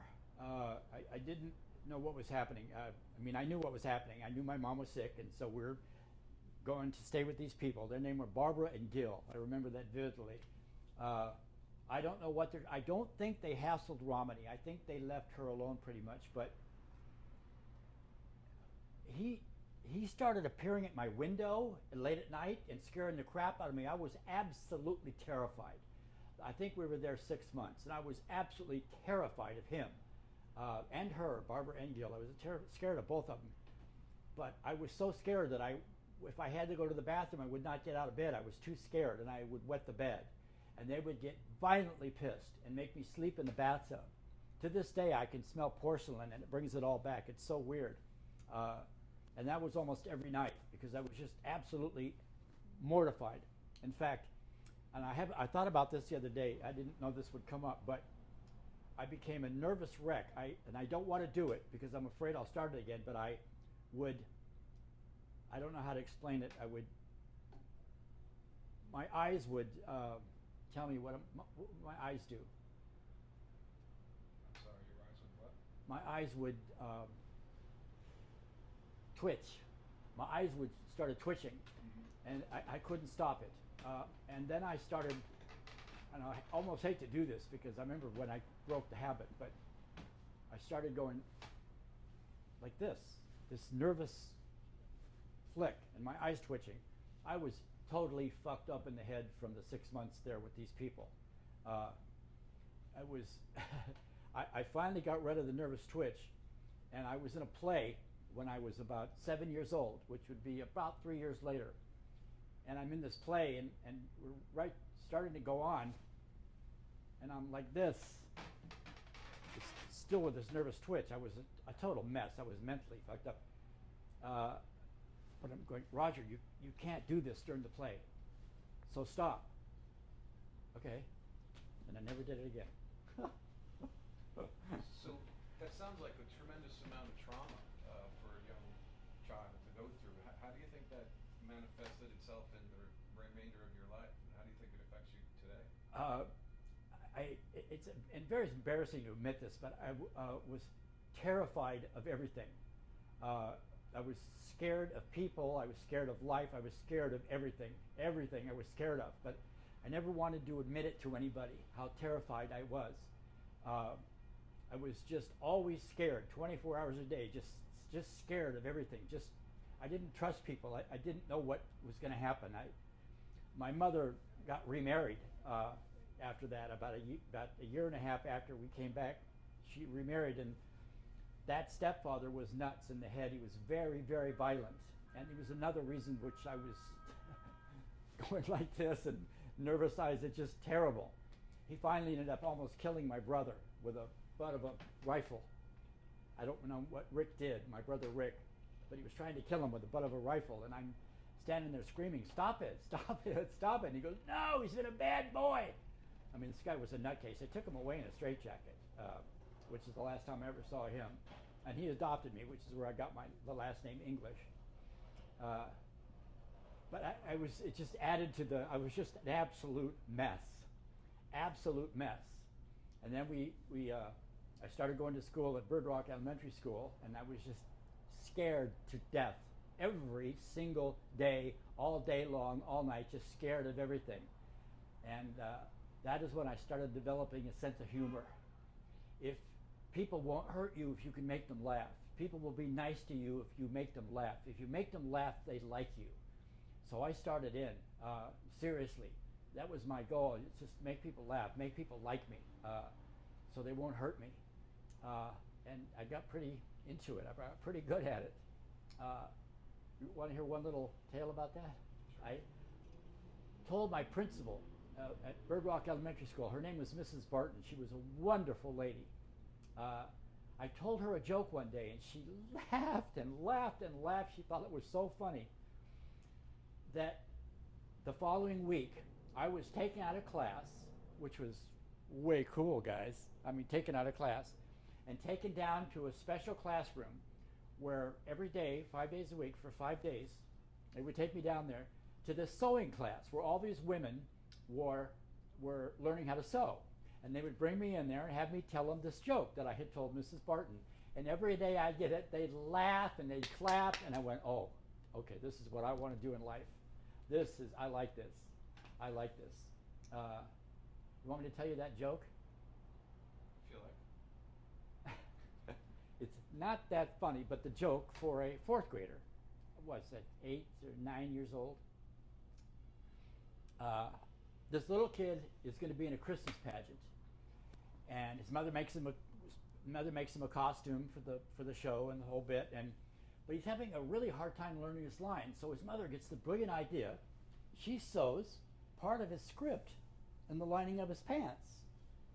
So he's standing there in the Christmas play, and he's telling the story of baby Jesus. And baby Jesus was born in the manger, and his mother, Mary and Joseph, were there. And there was a cow, and there was straw all around, and the 3 wise men showed up. And the little baby's name was J.C. Penney. Duh. That was the joke. And I guess it was perfect for a sewing class. Yeah, yeah. So what is your given name? My real last name? Anderson. It's Roger Anderson. Roger Guy Anderson, yeah. And then Lee English adopted me, and my twin sister, and we became Romany and Roger English. So this early trauma, and it sounds like went from bad to worse situations sometimes. I mean, do you think that affected your desire to get married or have your own family or children? No, I don't want anything. No. I mean, do you think it's because of that? Yeah, absolutely. Yeah, So you know that for a fact. absolutely. I don't like to really get close to anybody. It's just I've always been very standoffish about that relationships. I've had relationships, but I'm just better single, just like this. Well, when the people that you're supposed to be closest to, that are supposed to protect you, are traumatizing you, it's got to affect your ability to let anybody in, right? I had the most nightmarish life growing up, and I don't mean to complain about it, but it definitely does affect you. It definitely does have an effect on you. I just can't tell you. It was like something out of Charles Dickens. It was absolutely horrible. I don't really want to get into any more details about it, but That's it was awful. And so what would it be? There's people are going to see this, and some of them are probably struggling in tough situations. Is there anything that you would want them to know, or that you would want to share now with that 6-year-old or 10-year-old Roger? Just be nice. Just be nice to people. If you think about it, we're all going through something, and you can't look at a person and tell what they're going through. But life is hard. Life is a bitch. Life can be a real bitch. So just be nice to people. Sometimes it goes a long, long way. You just never know. The first person that was really nice to me was my 6th grade teacher at Bird Rock Elementary. His name is Mr. Kilroy. And he says I make too much out of it, but Mr. Kilroy was the kind of a teacher that would look you straight in the eye. I hear he has this in common with President Kennedy. He would look you straight in the eye. So while you're talking to Mr. Kilroy, you're a human being. You're not just a little kid. You're a human being. You're a person. You're a person, and what you're saying actually counts. That was the first experience I had with that, with Mr. Kilroy, which set me off on the path. Always looking for people that I could relate to, that would look you straight in the eye and talk to you like you were a human being and actually listen to you. I've had other teachers that actually listen to you too, and it goes a long way. But But the advice I would give to people is just be nice, especially to little kids, because it's gonna affect them for the rest of their life. You had mentioned suicidal thoughts about this time. Do you think that Mr. Kilroy in any way might have really saved your life? Oh, yes. I was so depressed. I was always thinking about killing myself. I just couldn't stand it. I was just absolutely mortified. Just no way. This just cannot be. This just sucks. But then I got into sixth grade with Mr. Kilroy, and I'm telling you, I was a human being. For the first time in my life, I was actually a human being and actually listened to. And he had the greatest effect on me in the world. Yeah, those suicidal thoughts, which never completely went away until I got much older, but for the most part, they did go away, and I have him to thank for that. Yeah, that's wonderful. That's wonderful. I think Tyler had some questions that you wanted to. Yeah, I've got a few in my email right now, but I think a good one to start with that we just landed on, which would be like, what would you say to like a 13-year-old child who's having suicidal thoughts right now and going through hard stuff in their life? If you're, oh God,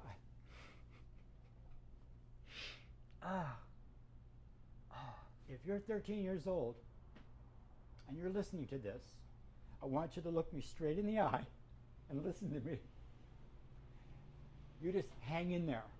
You're 13, you hang in there, because you're going to be 14 and 15 and 16 and 17, and the older you get, the more control you're going to be of your own life. And as long as you keep a positive attitude, no matter what, you're going to go places in this world. So you remember what I said. Just hang in there, hang tough, no matter how bad it is, no matter how rotten people are to you, you hang in there. Because keep a positive attitude and you'll make your life better. And then it'll all be worth it in the end. So you hang in there. You're going to save some people's lives, Roger. Thank you, Roger. That was really powerful. Can we take a quick pause to change out some batteries? I feel like that's a good stopping point, but Yeah. you have to regroup a little bit. Yeah. Roger, thank you. Yeah, perfect. That's good.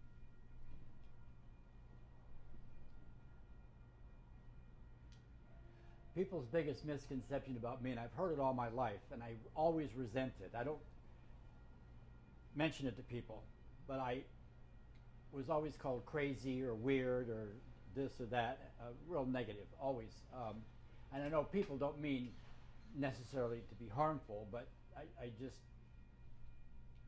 never felt crazy or weird or whatever. I knew I was off the wall, to say the least, but I didn't like being called weird or crazy or whatever. That's the misconception. I like people. I just want people to like me, basically. I'm pretty simple that way. And you mentioned Romney, not taking Romney to the Academy Awards. Were there any other regrets or things you would have liked to have done differently?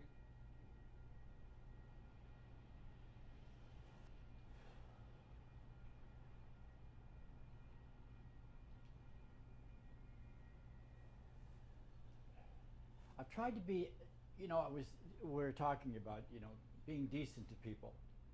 I have tried my entire life to be decent to people, to be nice, to be positive, to help people, to be uplifting, to be encouraging.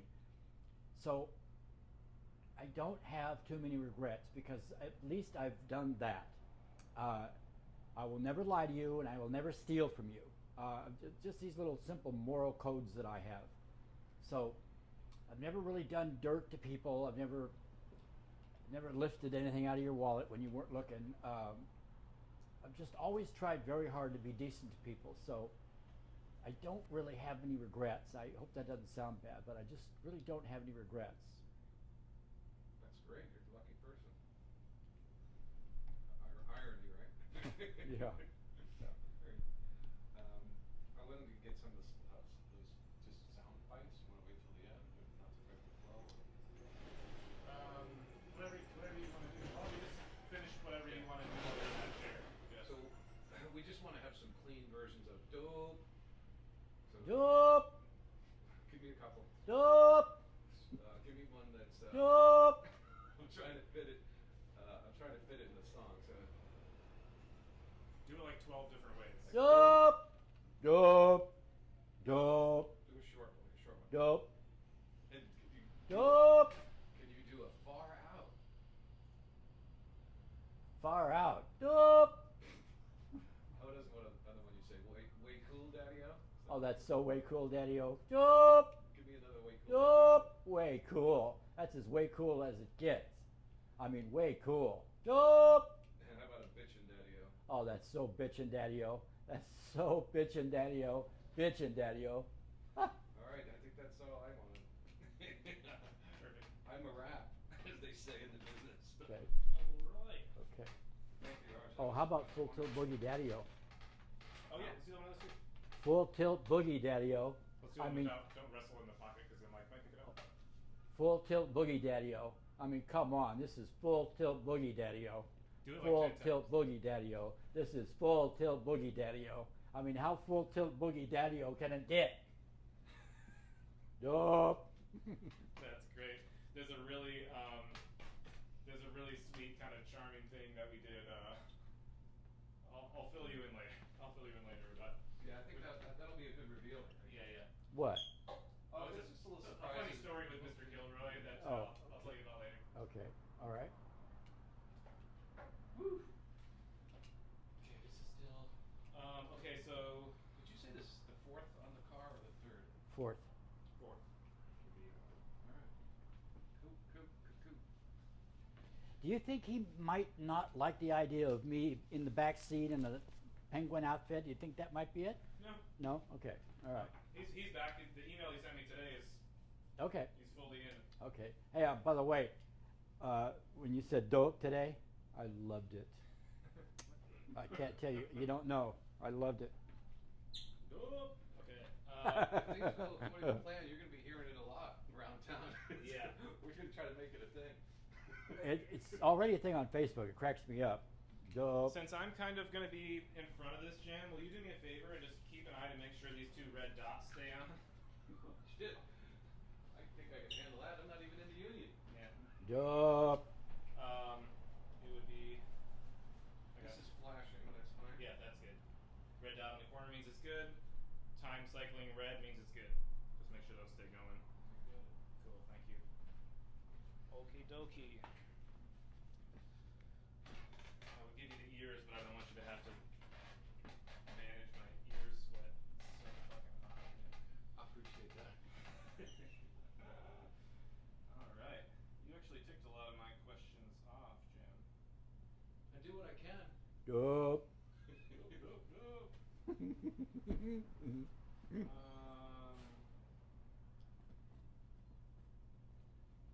Okay, will you check me again while I got these on? What do you mean? Just talk, whatever. Testes. 1, 2, 3. Classic. Okay, so one of my favorite parts of the spectacle artist is when you say that you're not funny, and then he laughs, and then you say that's not a joke. It's clearly like a little bit that you're doing, and I think it plays really well. Hey, Robert. What's up, dude? We have AC? Yeah. Shut the fuck up. Why did you text me? Dude, I don't know, I've shot up here like 100 times and we've never had AC. I didn't think you had AC. Yeah. Wow. So can we shut these windows then? Yeah. Wow. Love you. Love you too. How do you accept these windows? I don't know, think you can shut them all the way. That's the... There's no hand. There's not Yeah. to be a handle.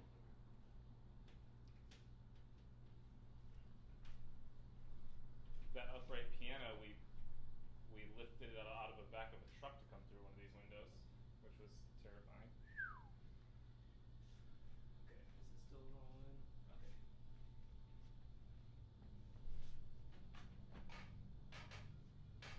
Make sure that AC isn't picking up.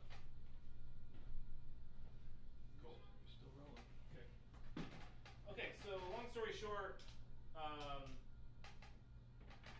do you think that you're funny, or do you think that other people think you're funny? I don't think I'm funny. I don't think people think I'm funny. I can tell a good joke, and sometimes I'll get a laugh. But basically I'm not a funny person. I wish I was. I would be the greatest stand-up comic in the world, but I'm just not. But you're very quick on your feet. Not that quick. Not as quick as I'd like to be. Believe me, I'm Okay. really not. How does it make you feel to know that a bunch of my and Monique's friends watched your comedy tape and laughed hysterically for 45 minutes straight? That's what it's all about. I can't believe that. I'm totally stoked. I told you why I made those movies. And it's so that here at this old age, I'm old, washed up has-been. Not that I was ever anything anyway, but here I am at this age, I can look back at this pretend movie career I had. That's when I was starring in movies. Oh, that's why I made those movies.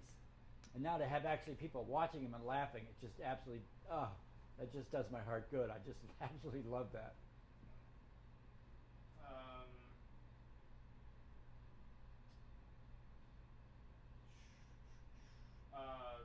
We've touched on this a lot, I think, about Mr. Kilroy, being your first, And Mrs. Barton, the principal. Yeah, you were the first person to treat me like a human being. Yes. Teacher specifically. What was your experience like with teachers before Mr. Kilroy? I know you mentioned that there was some bullying. I never really gave it a thought because I was just one kid in a classroom full of other kids. And like I've said, I was very paranoid, very afraid of everybody, and the teacher would just deal with the whole classroom. I can remember my teachers almost back to kindergarten, and I'm not saying anything negative about them. It's just it wasn't until Mr. Kilroy in the 6th grade that, like I said, he had it in common with President Kennedy. When President Kennedy looked you in the eye and talked to you, there was nobody else in the world. When Mr. Kilroy would look you in the eye, which he did to every one of his students, you were the only person in the world for a moment. You were important. What you had to say meant something. You had worth. You had value. And boy, I took that with me from 6th grade on, right through college. He was the man. There was you mentioned the bullying, at a young age. Were there any times when you wished that those teachers would have kind of stood up for you? I know it was a little bit of a different One time, fourth grade not a hot teacher. topic. One 4th grade teacher, Mrs. Bell. I was too afraid to leave the classroom because they were waiting outside to beat me up. I was in the 4th grade, and she walked outside with me.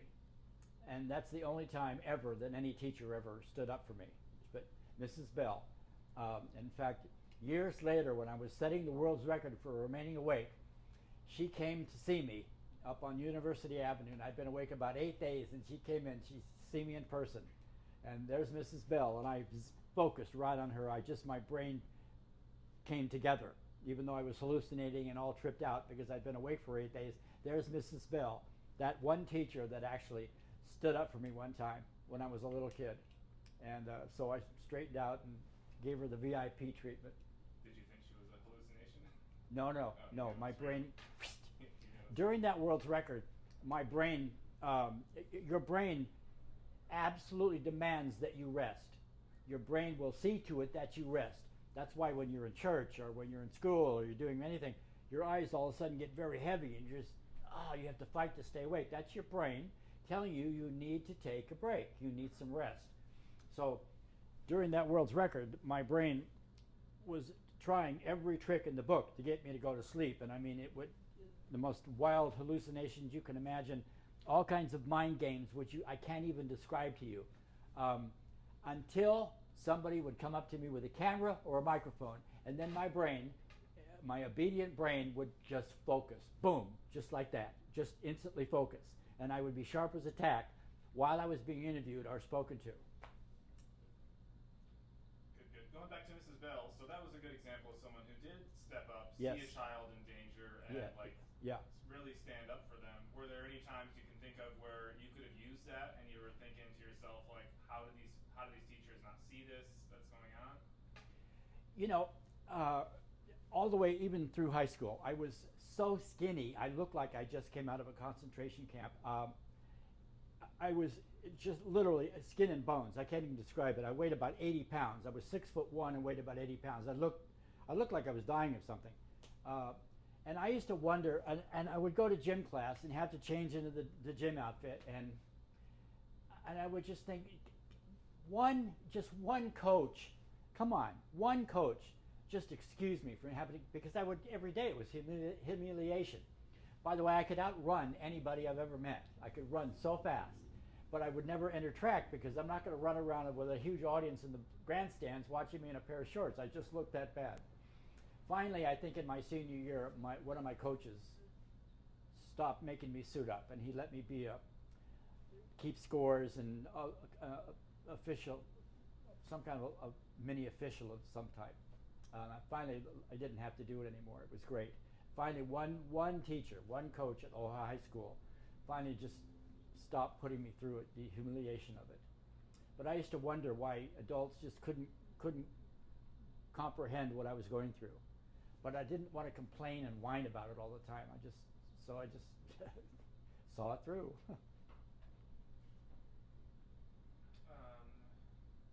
But that's no joke. I really look like death warmed over. Do you think that some of your drive to be famous might stem from some of that trauma and some of the bullying and stuff Absolutely. like that? How do you think that manifested? If like I started learning in the second and third, fourth grade, if you make people laugh, they like you. If you make people laugh, if you make them happy, they won't beat you up. They won't hassle you. And I was picked on mercilessly. It was just terrible. It was just, I mean, I don't want to complain, but it was just awful. So I started developing humor. And the funnier I got, the less that happened, until I noticed it when I was a Boy Scout. We'd go on Boy Scout camps, and I would be the leader of the pack. I mean, here at school, I'm the biggest dork on campus, and hassled and picked on, except for when I'm being humorous. But as a Boy Scout, I was like a leader of the pack. I couldn't believe it. I didn't understand the dichotomy there. But I guess out in the field, I was pretty tough. I could climb trees, and pretty tough kid. But anyway, my humor developed because of that. 1 second. Movie recording stopped automatically. Okay. Thank you.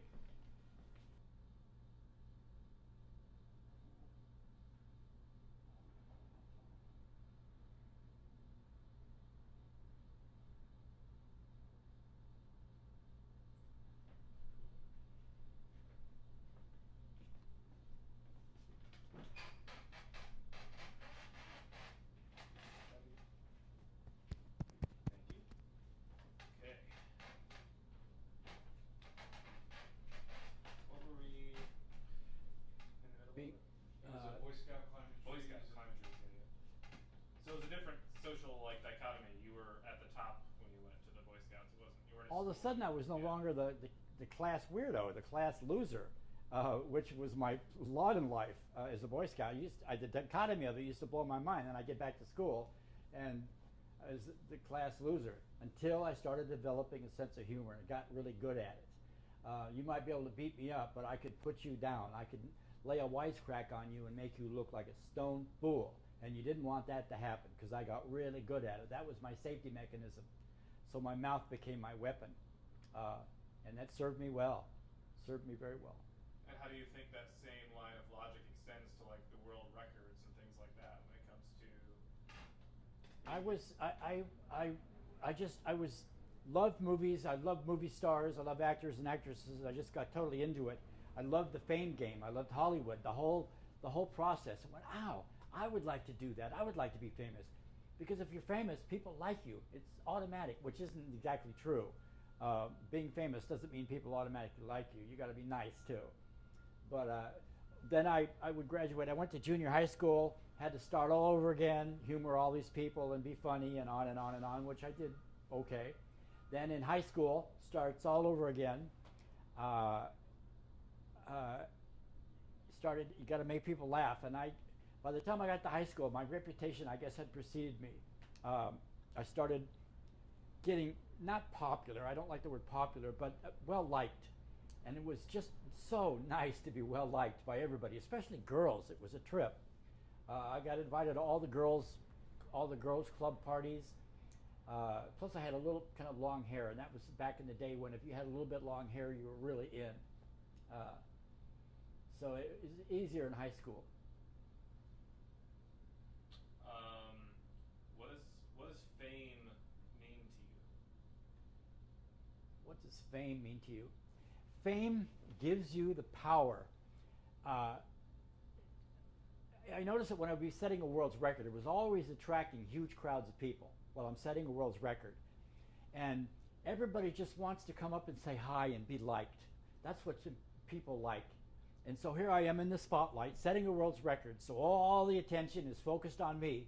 And then these hundreds and thousands sometimes of people would come up and just want to say, give me 5, kid, and I would give them 5. And just want to say hello and being that little bit of fame right there gives you the power just to be nice to everybody, and people just love it. An example of that is I was at the Academy Awards one afternoon, and I was outside. It was during rehearsals, and there was probably 3,000 people standing outside of the Dorothy Chandler Pavilion in Los Angeles, and they're rehearsing inside for the Academy Awards, which would be that night. And here comes Sammy Davis Jr. He comes outside, and to make a long story short, he spent the next 3 hours signing every single autograph that every person asked him to sign, posing for every single photograph that people asked to pose with him. He was the nicest entertainer I've ever met, except for Lucille Ball. I'll get there in a second.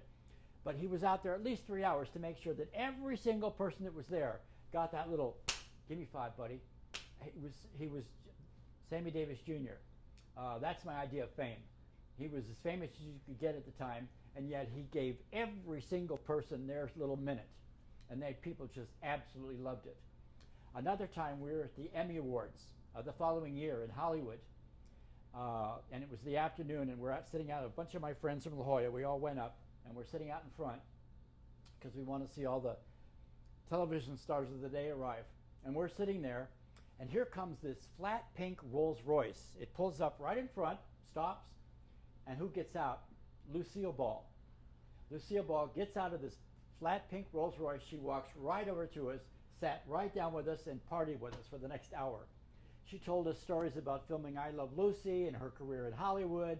She posed for 100 photographs with every single one of us. I mean, she is literally the nicest celebrity I've ever met.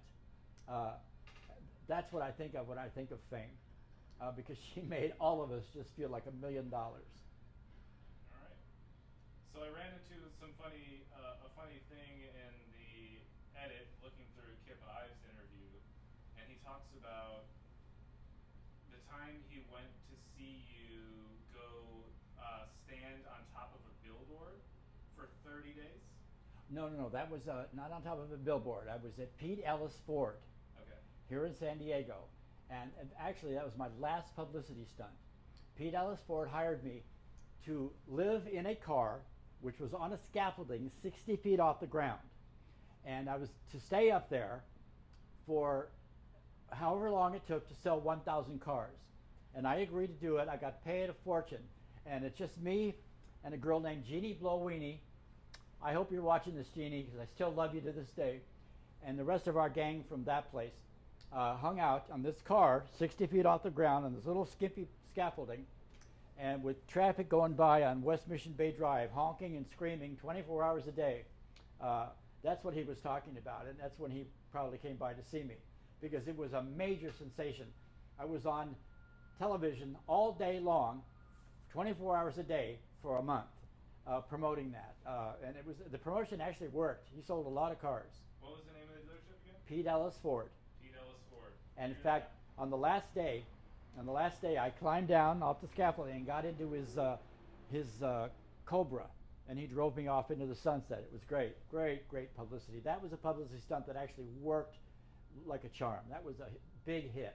Pete Ellis Ford. I just thought it was so funny that we've been talking to you for 5 months and heard no mention of this thing that most people, they would be telling that single story for their whole lives.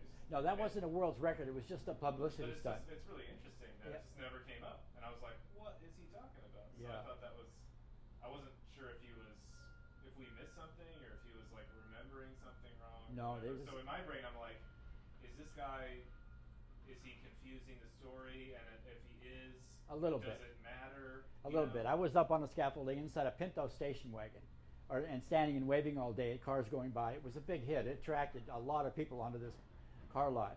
Pete Ellis Ford was big back then. Okay. So, your cousin that was stationed in China. That's He was on a fishing boat. a fishing boat. He was on a fishing boat off China. Okay. You think he would be able to send us like a voicemail or take a little video on his phone explaining his initial reaction when he saw that? Because I would love to just hear his I'll take on that. I'll talk to him. His name is Kim, and I'll talk to him. Okay. I'll ask him. I'm Is sure he that- wouldn't mind. I think that would be. He used to show up at some of my world record events. Okay. I don't think he'd mind. I'll give him a call and ask him what he thinks. Okay, that would be great. How do you think the concept of being famous has changed over the last 80 years, or since like the early days of Hollywood, and now we're in like social media, fucking whatever. I met James Arness. He was the star of the TV show Gunsmoke, one of the biggest television stars for 30 years, as big as you could get. I went to see him when I was 7 years old, and it was his first year of Gunsmoke, and he made a personal appearance at the Claremont Square Shopping Center, and there was probably between 5,000 and 6,000 people there to see him. And well, I'll tell the story. He picked me up and he was carrying me, which made the crowd yell and scream and go, yay! They loved it because the attention they wanted to get from him, I was getting, because I was 7 years old at the time. But I was also a movie prodigy at the time, and I leaned in his ear and I said, this is so neat, O'Keen, because I could tell my friends that the Thing picked me up. And he went, huh? How do you know I was a Thing? And I said, I'd know you anywhere. He started laughing so hard I thought he was going to bust a gut. In fact, when he finally said he couldn't stop laughing, he was, you know the movie The Thing, right? The Thing from Another World. That was not his first starring role, but he was the Thing. And I just knew that as a little 7-year-old. I knew who James Arness was, and I knew he'd been in The Thing. And he just thought that was absolutely hysterical that this little 7-year-old kid would know that he played The Thing. He just loved it.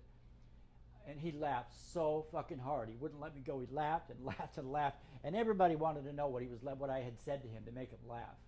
And of course, it's lost in translation. But that's what I think of when I think of fame, is all those, I don't mean to bring it on me either, but I love that story.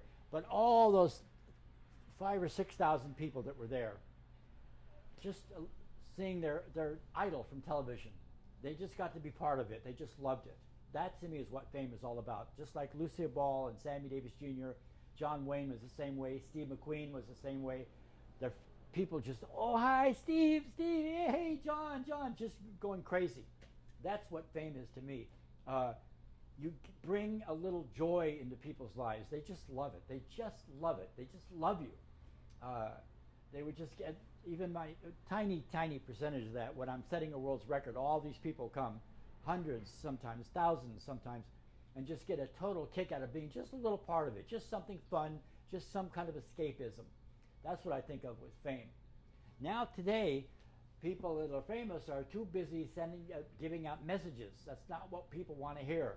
They don't. They want to see a little glamour, a little excitement, some fun and happiness, and a little escapism.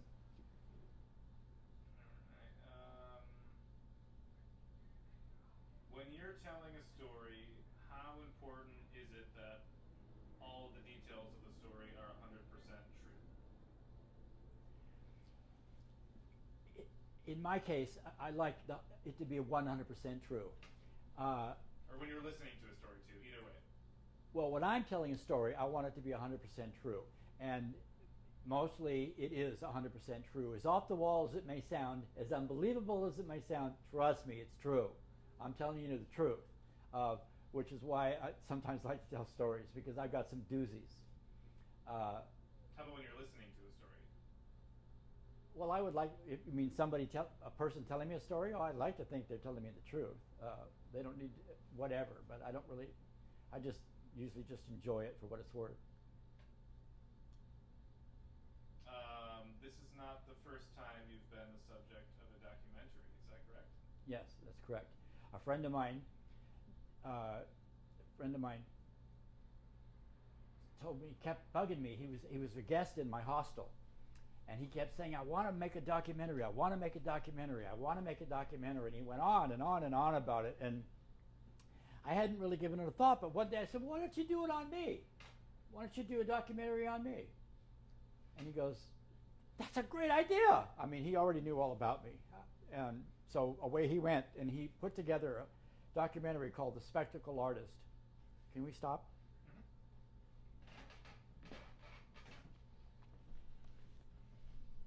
In his name. Right. Yeah. But what I'm saying is like the fact that you can't think of his name is not going to make the edit. You know, so we don't No, I'm have to terrible. necessarily- I'm awful with names. It's just terrible. Is that wrong? Yeah. Okay. I'm just terrible with names. Always have been. Eric, yeah. Continue. Yeah. His name was Eric Loberg, and I said, "Why don't you do one on me?" And he goes, "That's a great idea." And away he went, and he put together a documentary about me called The Spectacle Artist. Strictly amateur night in Dixie, but I love it, and I showed it to a lot of people who got a great big kick out of it. He managed out of nothing to put together this documentary about me, and I just absolutely love it. I love it. I love being the subject of it, and I had forgotten all about it until you just now mentioned it. I guess it's online on Facebook. You can look it up, called The Spectacle Artist by Eric Loberg, and it's a great little piece of work. Yeah, it's going to be an important part of this too, because he gave us the permission to use the footage. And Oh, there's a lot good. of good archival stuff of you from that time. It's Nice. an awesome slice of life of the hostel. Nice. It's really, really cool. Way nice. Let's see. What percentage of people would you say on planet Earth have had 2 documentaries made about them? Oh, God. I'm very fortunate. I can't believe this is happening right now. The fact that you guys are making a documentary about me blows my mind. And like I still maintain, I just don't see it. Not like you guys do. But I decided, okay, if you want to do a documentary about me, I will get into it and I will cooperate 100%, completely, fully. Take it away. So here we are, and I'm totally stoked. I'm honored that you're doing it, to tell you the truth. But I've got my feet firmly planted on the ground. I love it. One thing about film, and that's one thing I do love about film, you're immortal. I think we've kind of already covered this, but maybe just for safety, what did the theater mean to you as a child? I know that was kind of, you had some The profound theater? history. Yeah. You mean performing in the theater? Dealing every day in class. My first journey into the theater was in the 4th grade, and here I am in class, trying to be funny, trying to be entertaining, because that way people will leave you alone. And then Mrs. Barton, the principal at Burdock Elementary, gets me into this play, and it was called The Saucy Scarecrow. And so curtain opens, and I'm a scarecrow standing on a stage, frozen solid, and I mean, I don't move a muscle. So everybody in the audience, and there's probably an audience of 600 to 800 people, and there's people acting around me, but I'm a frozen scarecrow, and I'm frozen solid. So all the people in the audience think that this is just a scarecrow standing out in a field. So my first moment of acting in a play is when the witches bring me to life, and I go, and people in the first 5 or 6 rows literally jumped out of their seat because they had no idea this was a real person standing there this whole time. And I mean, I was into it. And that's when I realized the power of theater. I went, oh my God, I got him. I got him. That worked. They loved it. They loved it. And they liked me. And so I always have, still have, the worst case of stage fright in the world. I'm absolutely mortified before I step out onto a stage. It has never stopped me. It has never kept me from doing anything on a stage. I've been in a lot of plays. Never stopped me. The minute I step out there and start working, I'm fine. But I am absolutely mortified before I step out. It's just the worst thing in the world. It's horrifying. But Spencer Tracy says everybody gets scared. You're no different. Everybody gets scared. It's all right. It just makes you more focused. The extension of being humorous in the classroom so people won't hassle me is just magnified 1,000 times by being on a stage, because you just do the same thing that you do every day, but you're capturing a bigger audience doing it. Do you take a little bit of solace in like wearing a costume or having a mask or transforming into a character and stepping outside of yourself for a little bit? I like the costume, I like the mask, I like being another character, but I can never escape being me. because it's me that has to step out on the stage and perform as that character. So I've never lost in the character. Fortunately, I have no. What about when you were alone? What? What about when you were alone, like doing the films that you were editing and things like that? Did you get lost in those characters when there wasn't an audience? No, still me. No. But you do what you have to do. It's I don't know what you call a journeyman actor. You listen to any actor in an interview, and they'll talk about techniques they've learned down through the years, and little things they have that they can pull out when they need it. I have those. Jimmy Baxter said on the way back from my film debut, he said, "Well, it's no big deal. You've been acting every day of your life since you were born. So what's the difference?" And I said, "You're right, Jimmy Baxter. Absolutely right. I have no problem in front of a camera. No stage fright. You put a microphone or camera in front of me, I'm fine. It's just I don't know why. Now live on stage, I have stage fright. Doesn't stop me, but camera, microphone, no problem. From the character Teen Angel, I performed in nightclubs, which everybody loved. That's still me underneath all that. It's still me inside there. I mean, I was always happy that they loved Teen Angel, but it was still me inside. So I never really get to escape into another character, although I don't mind acting that character, if that makes any sense. Yeah, makes perfect sense. Okay, we're gonna try this out. One word. You can only say one word. I'm gonna say a word, and you say the first word that comes to mind. All right? Okay. I'm gonna do a few of them back to back. All right. I'm gonna get faster as we go. Okay. All right. Actor. Acting. 1980s. Nightclubs. Travel. Mississippi Swim. Hollywood. My hometown. Coffee.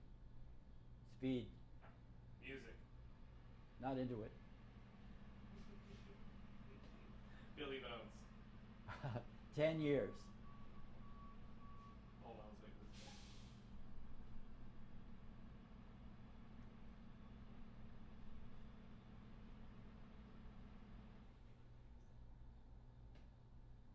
All right, social media.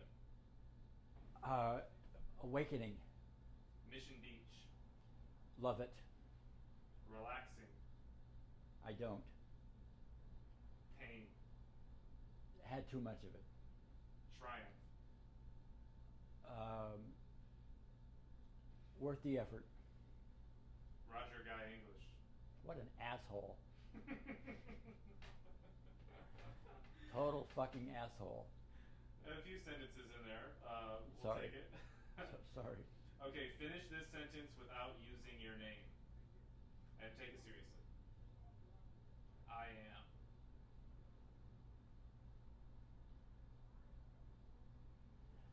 Gonna give it my all. Cool. Everyone has their 15 minutes of fame. So, what do you think about that line that we throw around, and how many 15 minutes do you think you've had? Not enough. It's still coming though. Not enough. Do you think everyone has their 15 minutes of fame? I don't think a lot of people care about getting that 15 minutes worth of fame. I mean, I'm sure everybody, if you thought about it, would like it, but I don't think people actually put out the effort to obtain it. Yeah, that makes sense. And remind us again, how many Instagram followers you have? What's an Instagram follower? That sounds perfect. It's a stupid app that people like post pictures of their whatever and have people follow them and they like the stuff they do. It's just like a very vain. Oh, app. I don't do that. So it's, to me, it's like kind of like the modern iteration of like being in the Guinness Book or something. Is like everyone puts like, look at this food I just ate, you know? My entire life, Yeah. up until about 6 years ago, I thought I was the biggest asshole that ever walked the face of the earth. I really did. I'm just the biggest asshole that ever lived. And I'm glad I got through it unscathed. I thought people must think I'm the biggest weirdo, the biggest loser. I just did not have a very good picture of myself until I started on Facebook. And to my surprise, And I must say, absolute pleasure. I started finding out that all these people that I've known all my life thought very highly of me, thought very positive thoughts about me. I couldn't fucking believe it. That's the one thing I really like about Facebook, is it woke me to the fact that, no, Roger, your life did mean something to people as you were going through it. I've just heard, it's nonstop. It's just the nicest feedback from people you can imagine. I just absolutely love it. And that's when I realized that my life, I did manage to make a few people happy along the way. And that's just the greatest thing in the world. That's great. I want to go back for a second about you said you kind of flipped off a switch when you went to jail. So you were in jail, not prison, right? Jail. Jail. And so you flipped off that switch when you arrived, saying like you can't show fear, right? You can't be an emotional person because that's probably going to be perceived as weakness and cause you a bunch of bullshit and trouble, right? The last place I wanted to be is in jail. And I didn't deserve to be in jail. And I will never, ever forgive the city of San Diego for putting me in jail. Period. I will never forgive and never forget, because it was completely unnecessary. Nevertheless, here I am in jail. And like I said, I'm not going to be bummed. I'm not going to be sad. I'm not going to be unhappy. I'm not going to moan about it. I just turned off all my switches. Boop! Turned off everything. And just, okay, here we are. You know? When I got there, when I got to jail,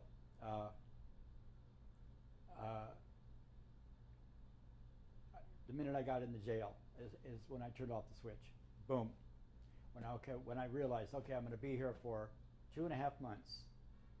And this is wrong. You don't jail people for marijuana and meth possession. You just don't put them in jail. I mean, I don't care what your view is. You just don't put people in jail. I was running a business. I had a very successful video store business. I mean, did gangbuster business and made people happy every day. Fixed their VCRs, rented the movies, and just doing really great. And they pulled me out of it and put me in jail for 2.5 months because I smoked pot and do a line of meth. And that was completely wrong. And I'll never forgive the city of San Diego for doing that. But I'm not to mention the fact that I'm absolutely mortified. Like you say, I'm absolutely mortified. I mean, oh my God, in jail. But off the switch. Turn it off. Okay. So what was that? What was the experience like when you were sentenced? Do you remember that moment? I wasn't really sentenced. They kept stalling it.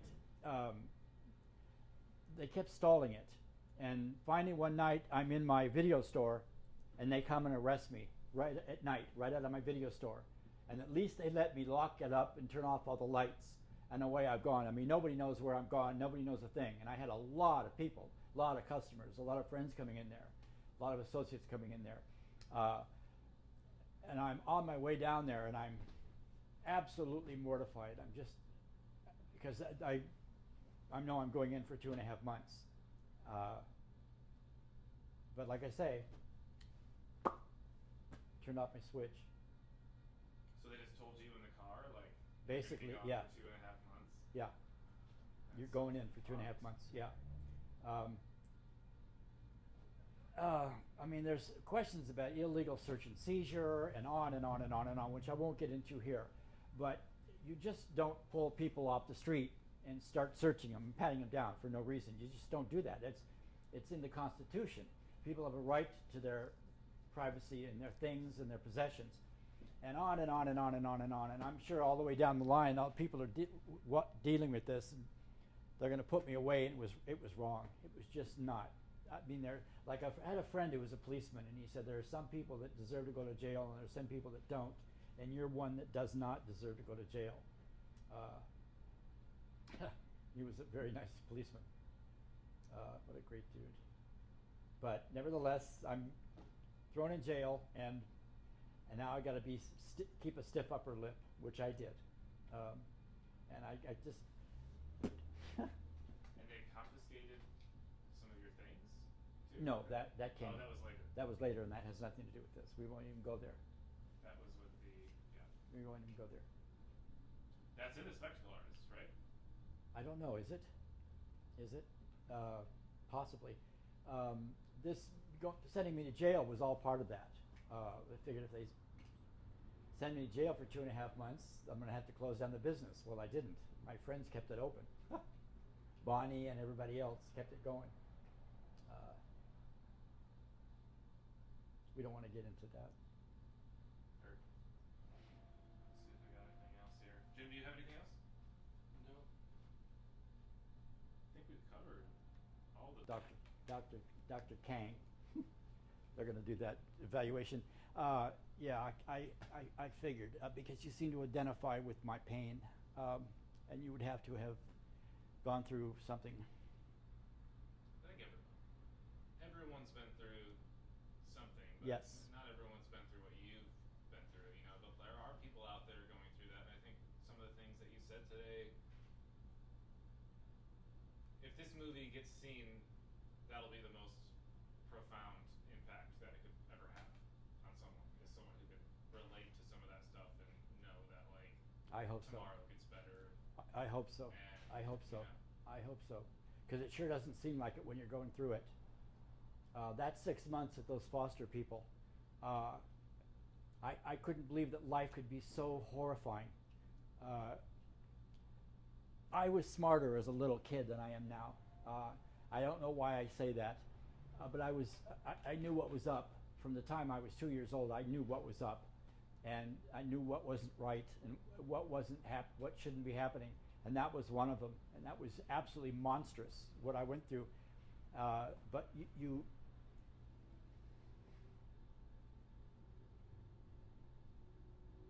I tried to commit suicide, and I won't get into this, but I get out of high school, finally, 12 years, I'm done. Now I can at least take a breather. I don't have to worry about going anywhere and being judged. I can just take a breather. And 2 days later, I get a draft notice. You're drafted. And I went, fuck you. Fuck you. And the United States government pursued me with fucking gusto. They were bound and determined to send me to Vietnam. And I'm going, fuck you. No, you're not taking me anywhere. I'm not going anywhere. And I finally got too much. I tried to kill myself. And I took an overdose of pills down at the beach. And my friends found me in the car. And when they opened the door and I fell out of the car, it brought me back into conscious. I was still unconscious, but I was still thinking. And guys went, okay, Roger, all right, if you survive this, then you're in it for the duration, period. And that was it. They took me to the hospital, they pumped my stomach, and they checked me into a mental hospital for 2 weeks. But that was it. From that moment on, I was in it for, all right, I'm in it for the duration. Jimmy and I talked about this a couple of weeks ago, I think, just the concept of the draft in general, and I don't Give know. me a fucking break. I just get done with 12 years, and I mean, it was fucking, every day was a torture. I mean, I'm laughing and make people laugh and telling jokes, but it was fucking torture. And I'm finally done with it. 2 days later, I graduated on a Friday, I guess, and on a Monday I get big orange letter, United States Secret Selective Service is what it was. And I'm drafted. No way. No fucking way. You're going to draft me, send me to 6 weeks of training and then to Vietnam? Fuck you. I think I would have went to Canada or Mexico. No. I Oh, just, tried. no, guys, I went, sorry, and I mean it. United States government, fuck you. You're not doing nothing. I don't give a fuck what you do. No fucking way. So I ended up in court, United States of America versus Roger Guy English. And I won't get into it, but I played it. I played it all the way down the line, from the time the FBI arrested me, taking me to jail, and on and on and on. I played it all the way down the line. When I finally got to court, they said, case dismissed. And I never had to worry about it again. I feel like there's like a biopic film just in that one story alone, like almost like a Where the Buffalo Roam type film, you know? No fucking way. Fuck you. Fuck you, United States government. Fuck you, don't own me. Nobody owns me. fuck you. They're going to send me to Vietnam. You know, we lost 55,000 boys in Vietnam. 55,000 boys in Vietnam. And it was just so the industrial complex could make money. That's all it was. It was a big investment. And I somehow knew that then. No fucking way are you going to send me to Vietnam. Plus, I hate spiders. And you're going to send me to a tropical jungle full of giant spiders? Give me a fucking break. No way. What? This guy right here, that's Wally Wallbanger. He's the one who built all this stuff. That guy? Yeah. Wally Wallbanger. He's a real good character. Obviously. Yeah. Whoop. Nice little trip there. Wally Wallbanger. Well, it's not only an iconic building. If we can all zone in on this, it's not. It's right in between. For some reason, they lost the. They actually lost. So I'm pretty sure I bought a bunch of stuff that was like Roger English. You know, I'm telling you. Anyway, in between where the cage is right now, is, this guy's been here. An iconic myth. I'm making this up. I've been here for, I don't know, 20 years in the business. And everybody felt safe because he was so good and making people feel good. And you know, we stood by right here, made sure everybody was safe. I met the guy 32 years ago. And 17 years later, he's still the same cool guy. I mean, it's just, you don't make this stuff up. You remember when he moved in, Mike? I did actually, yeah. Can you take us back to that when you first saw him moving in? Talking about when he moved in.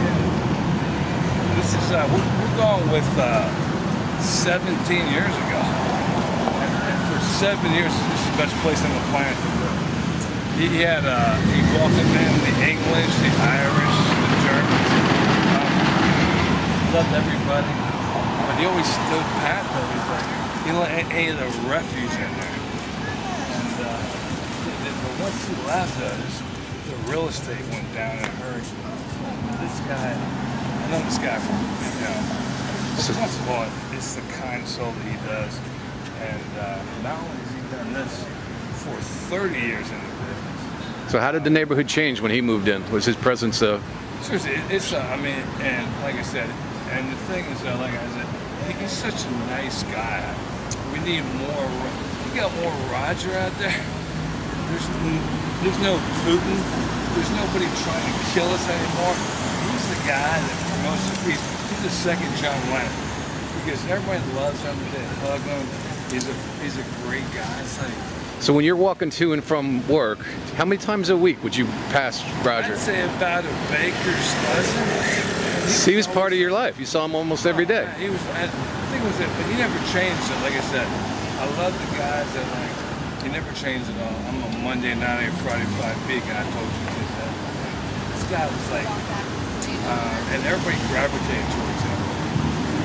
And you know, he didn't have to do this. You know, it was he wanted to do it. And the neighborhood, once he left Black Armband thing, we didn't know.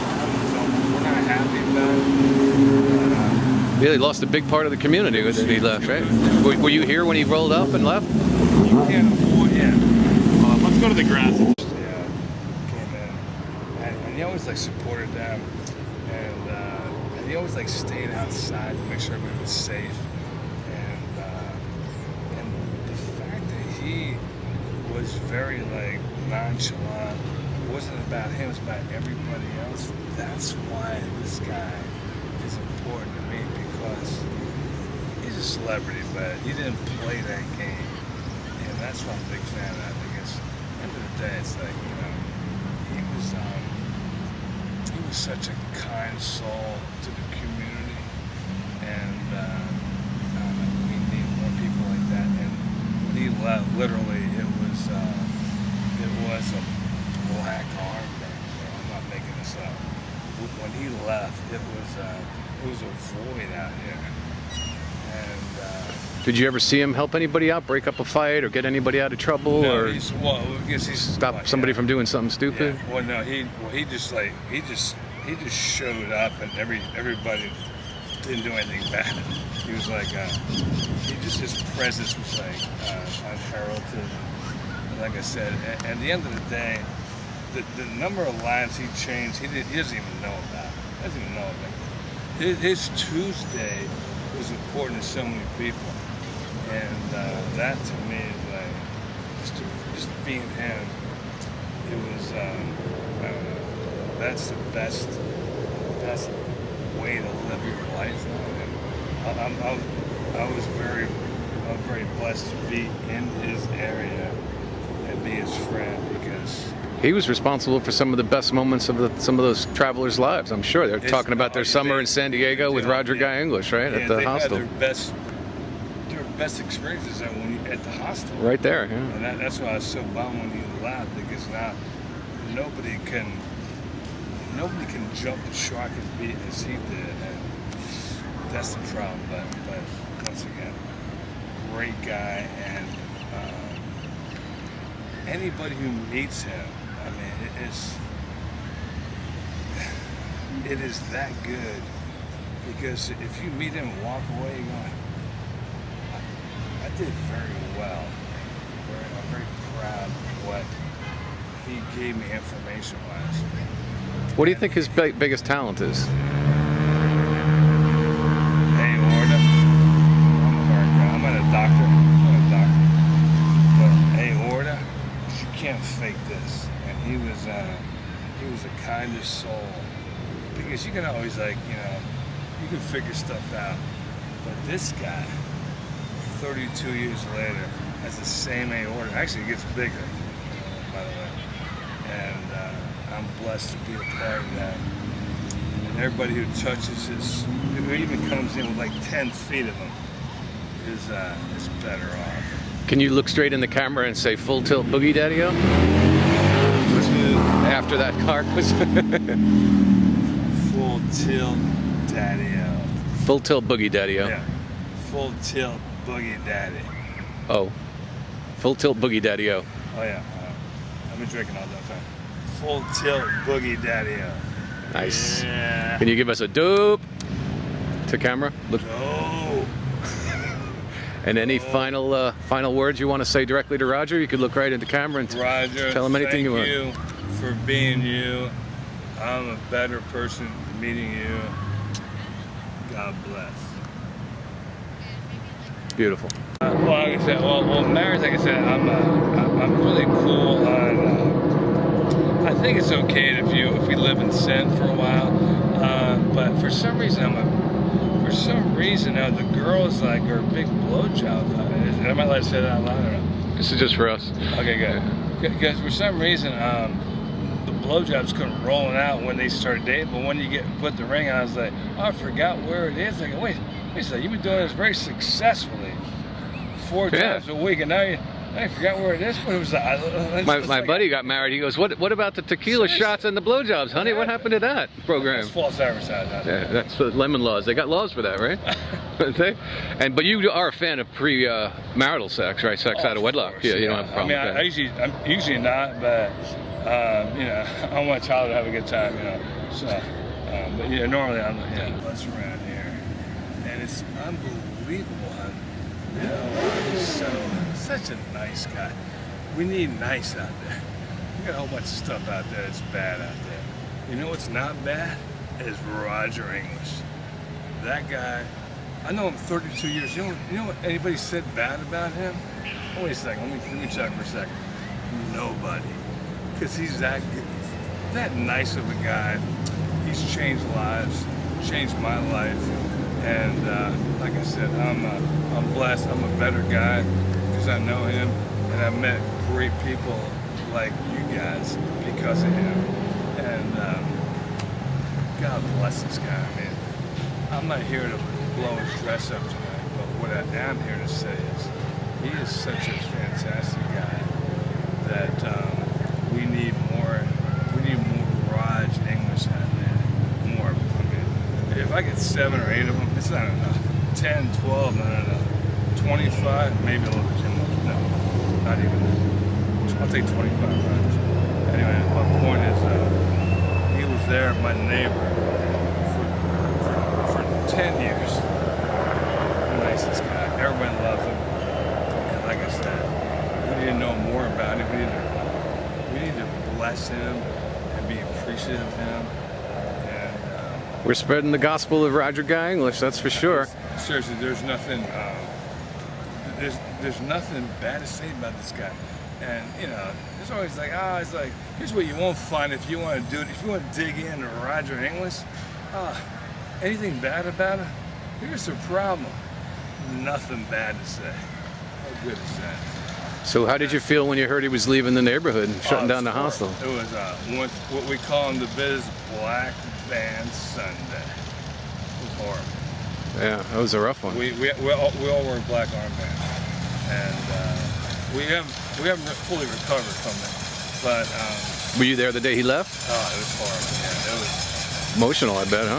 very sad day. Like I said, but true Roger English, he didn't want to be about him. He's like, he snuck out in the middle of the night. It wasn't about him, and that's why this guy is one of my favorites. He could have been, hey man, he didn't do that, and that's why that's why he's such a kind soul and great individual for the community. Like I said, it is just sad. It's still sad. This is like, 15 years later. We haven't been the same since. But, Have you ever been up in the hostel? Did you ever go inside? oh yeah. What'd you think? It was fantastic, like I said. But the fact of what he did, Jimmy there inside. but what he did for these people, I want you to talk to me, Mike.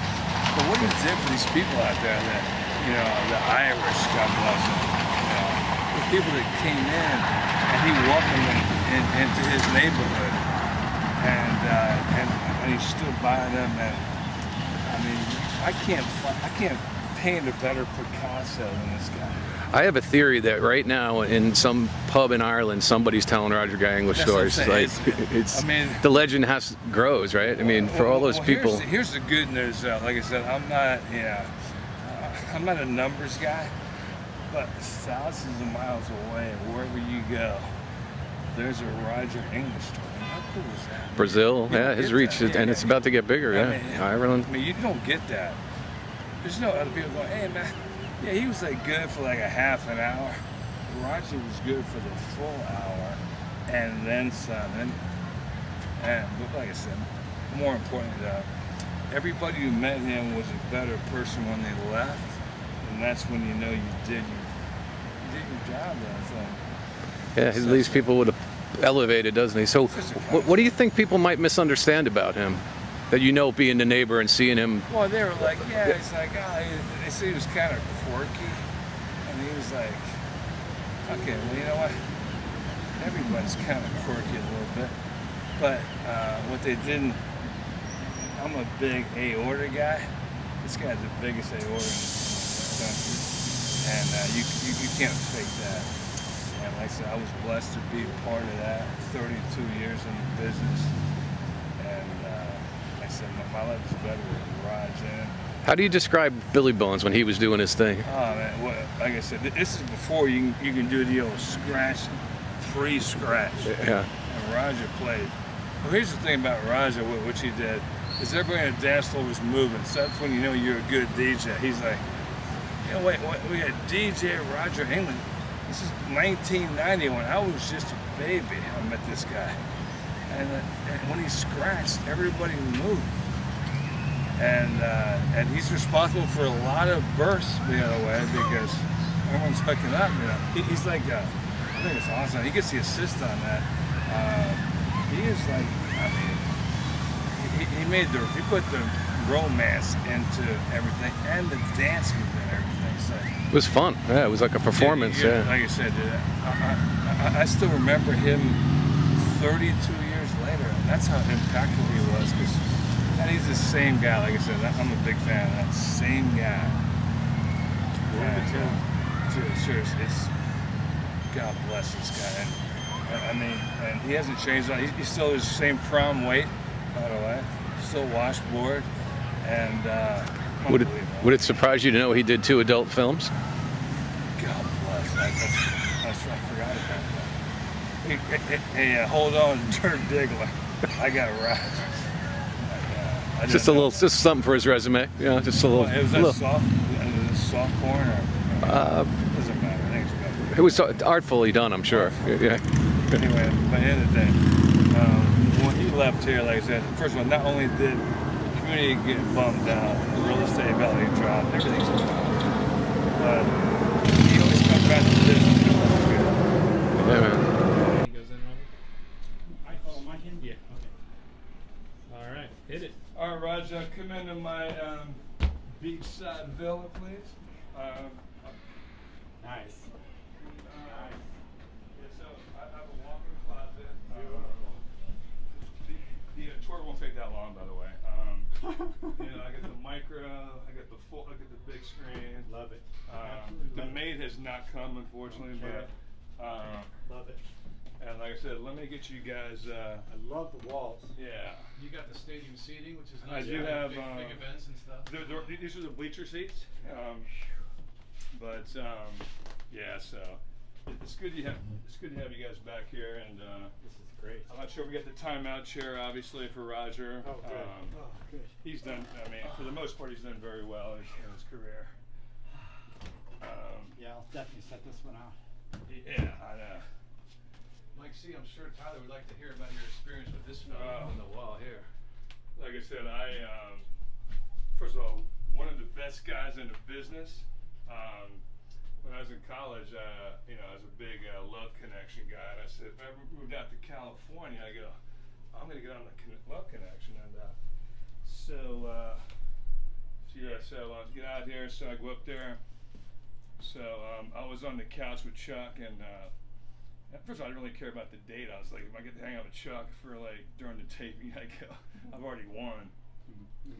And so anyway, I get $75 for the date, which got me through appetizers at the Boathouse, which you remember back in the day in PB.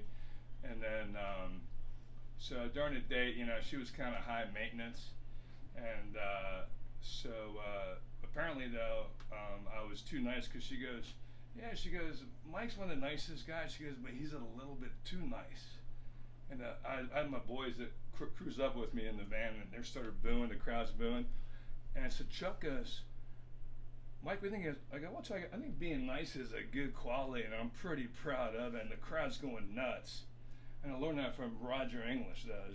All you do is be kind and nice. Jimmy B, Tyler, that's what we do for a living.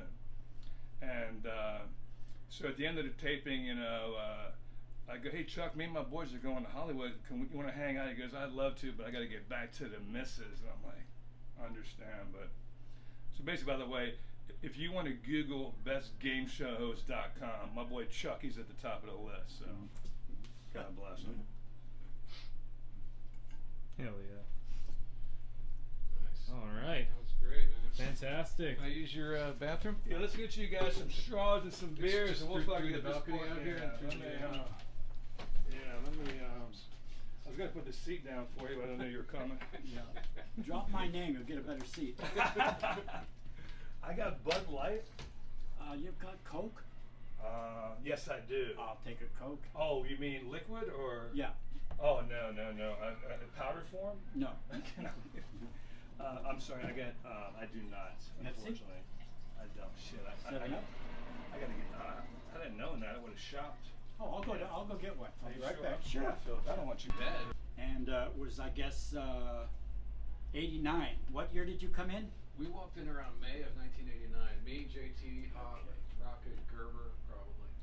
I was the summer in 1990 when I saw the ad in the Reader. They go, if you want to make sure that your body parts are moving on a regular basis, go see Roger English at the Boneyard. And I was like, so I go, hey, so I bought a few of my girls and obviously they were all in front of the DJ booth all night, so I didn't get to talk to them that much, but they had a lot of fun. We had a blast. So, I mean, but he played all of our favorites, he was good because he some DJs talk too much and it's all about them. He made the music the priority, but he was like, but dude, you were smooth as far as like, in between you were, just, I said, you've had the answer key for all these years about life anyway, so People just want to know they're alive. you know. People want to know they're alive. That's what I used to tell everybody that worked at Billy Bones. See, don't take the customers for granted. Talk to them. Talk Yeah, to them. they're not numbers. Just so say we're hi not- when they come yeah, in, we're not so they real- know yeah. they're welcome. Don't take them for granted. The only thing I would you know, I was going to suggest to the management. I go, hey, I go, my boy's he's a tall lad. I go, can you give him more than like a phone booth as a DJ? I go, can we spread it out where he doesn't have to touch both sides and like, you know, or he can't, you know. But besides that, it was obviously your abilities are, you know, unbelievable. But Thanks. I don't Yeah. know. Thank Do you. you remember meeting him? well, I mean, I met him. He doesn't remember me, obviously, because I was like, you know, I remember I'd show up there. I was like, remember, like, you know, everyone's talking to him, so I was like, I didn't want to, you know, be like, I didn't want to take over his time. There's like 17 girls behind me that are, you know, friggin' like, hey man, are you done yet? I'm like, okay. And Roger's like, yeah, can you move along, son? But no, he's a great guy. But what I like about my boy is that he's the same guy Monday 9A, Friday 5P. This guy hasn't changed at all. His fame hasn't messed him up. And there's so many people that, you know, they wear a new name tag and all of a sudden they're a different person. This guy, he hasn't changed at all, you know. Neither so, of you, Mike C. So, Neither of you. But And I remember you very well.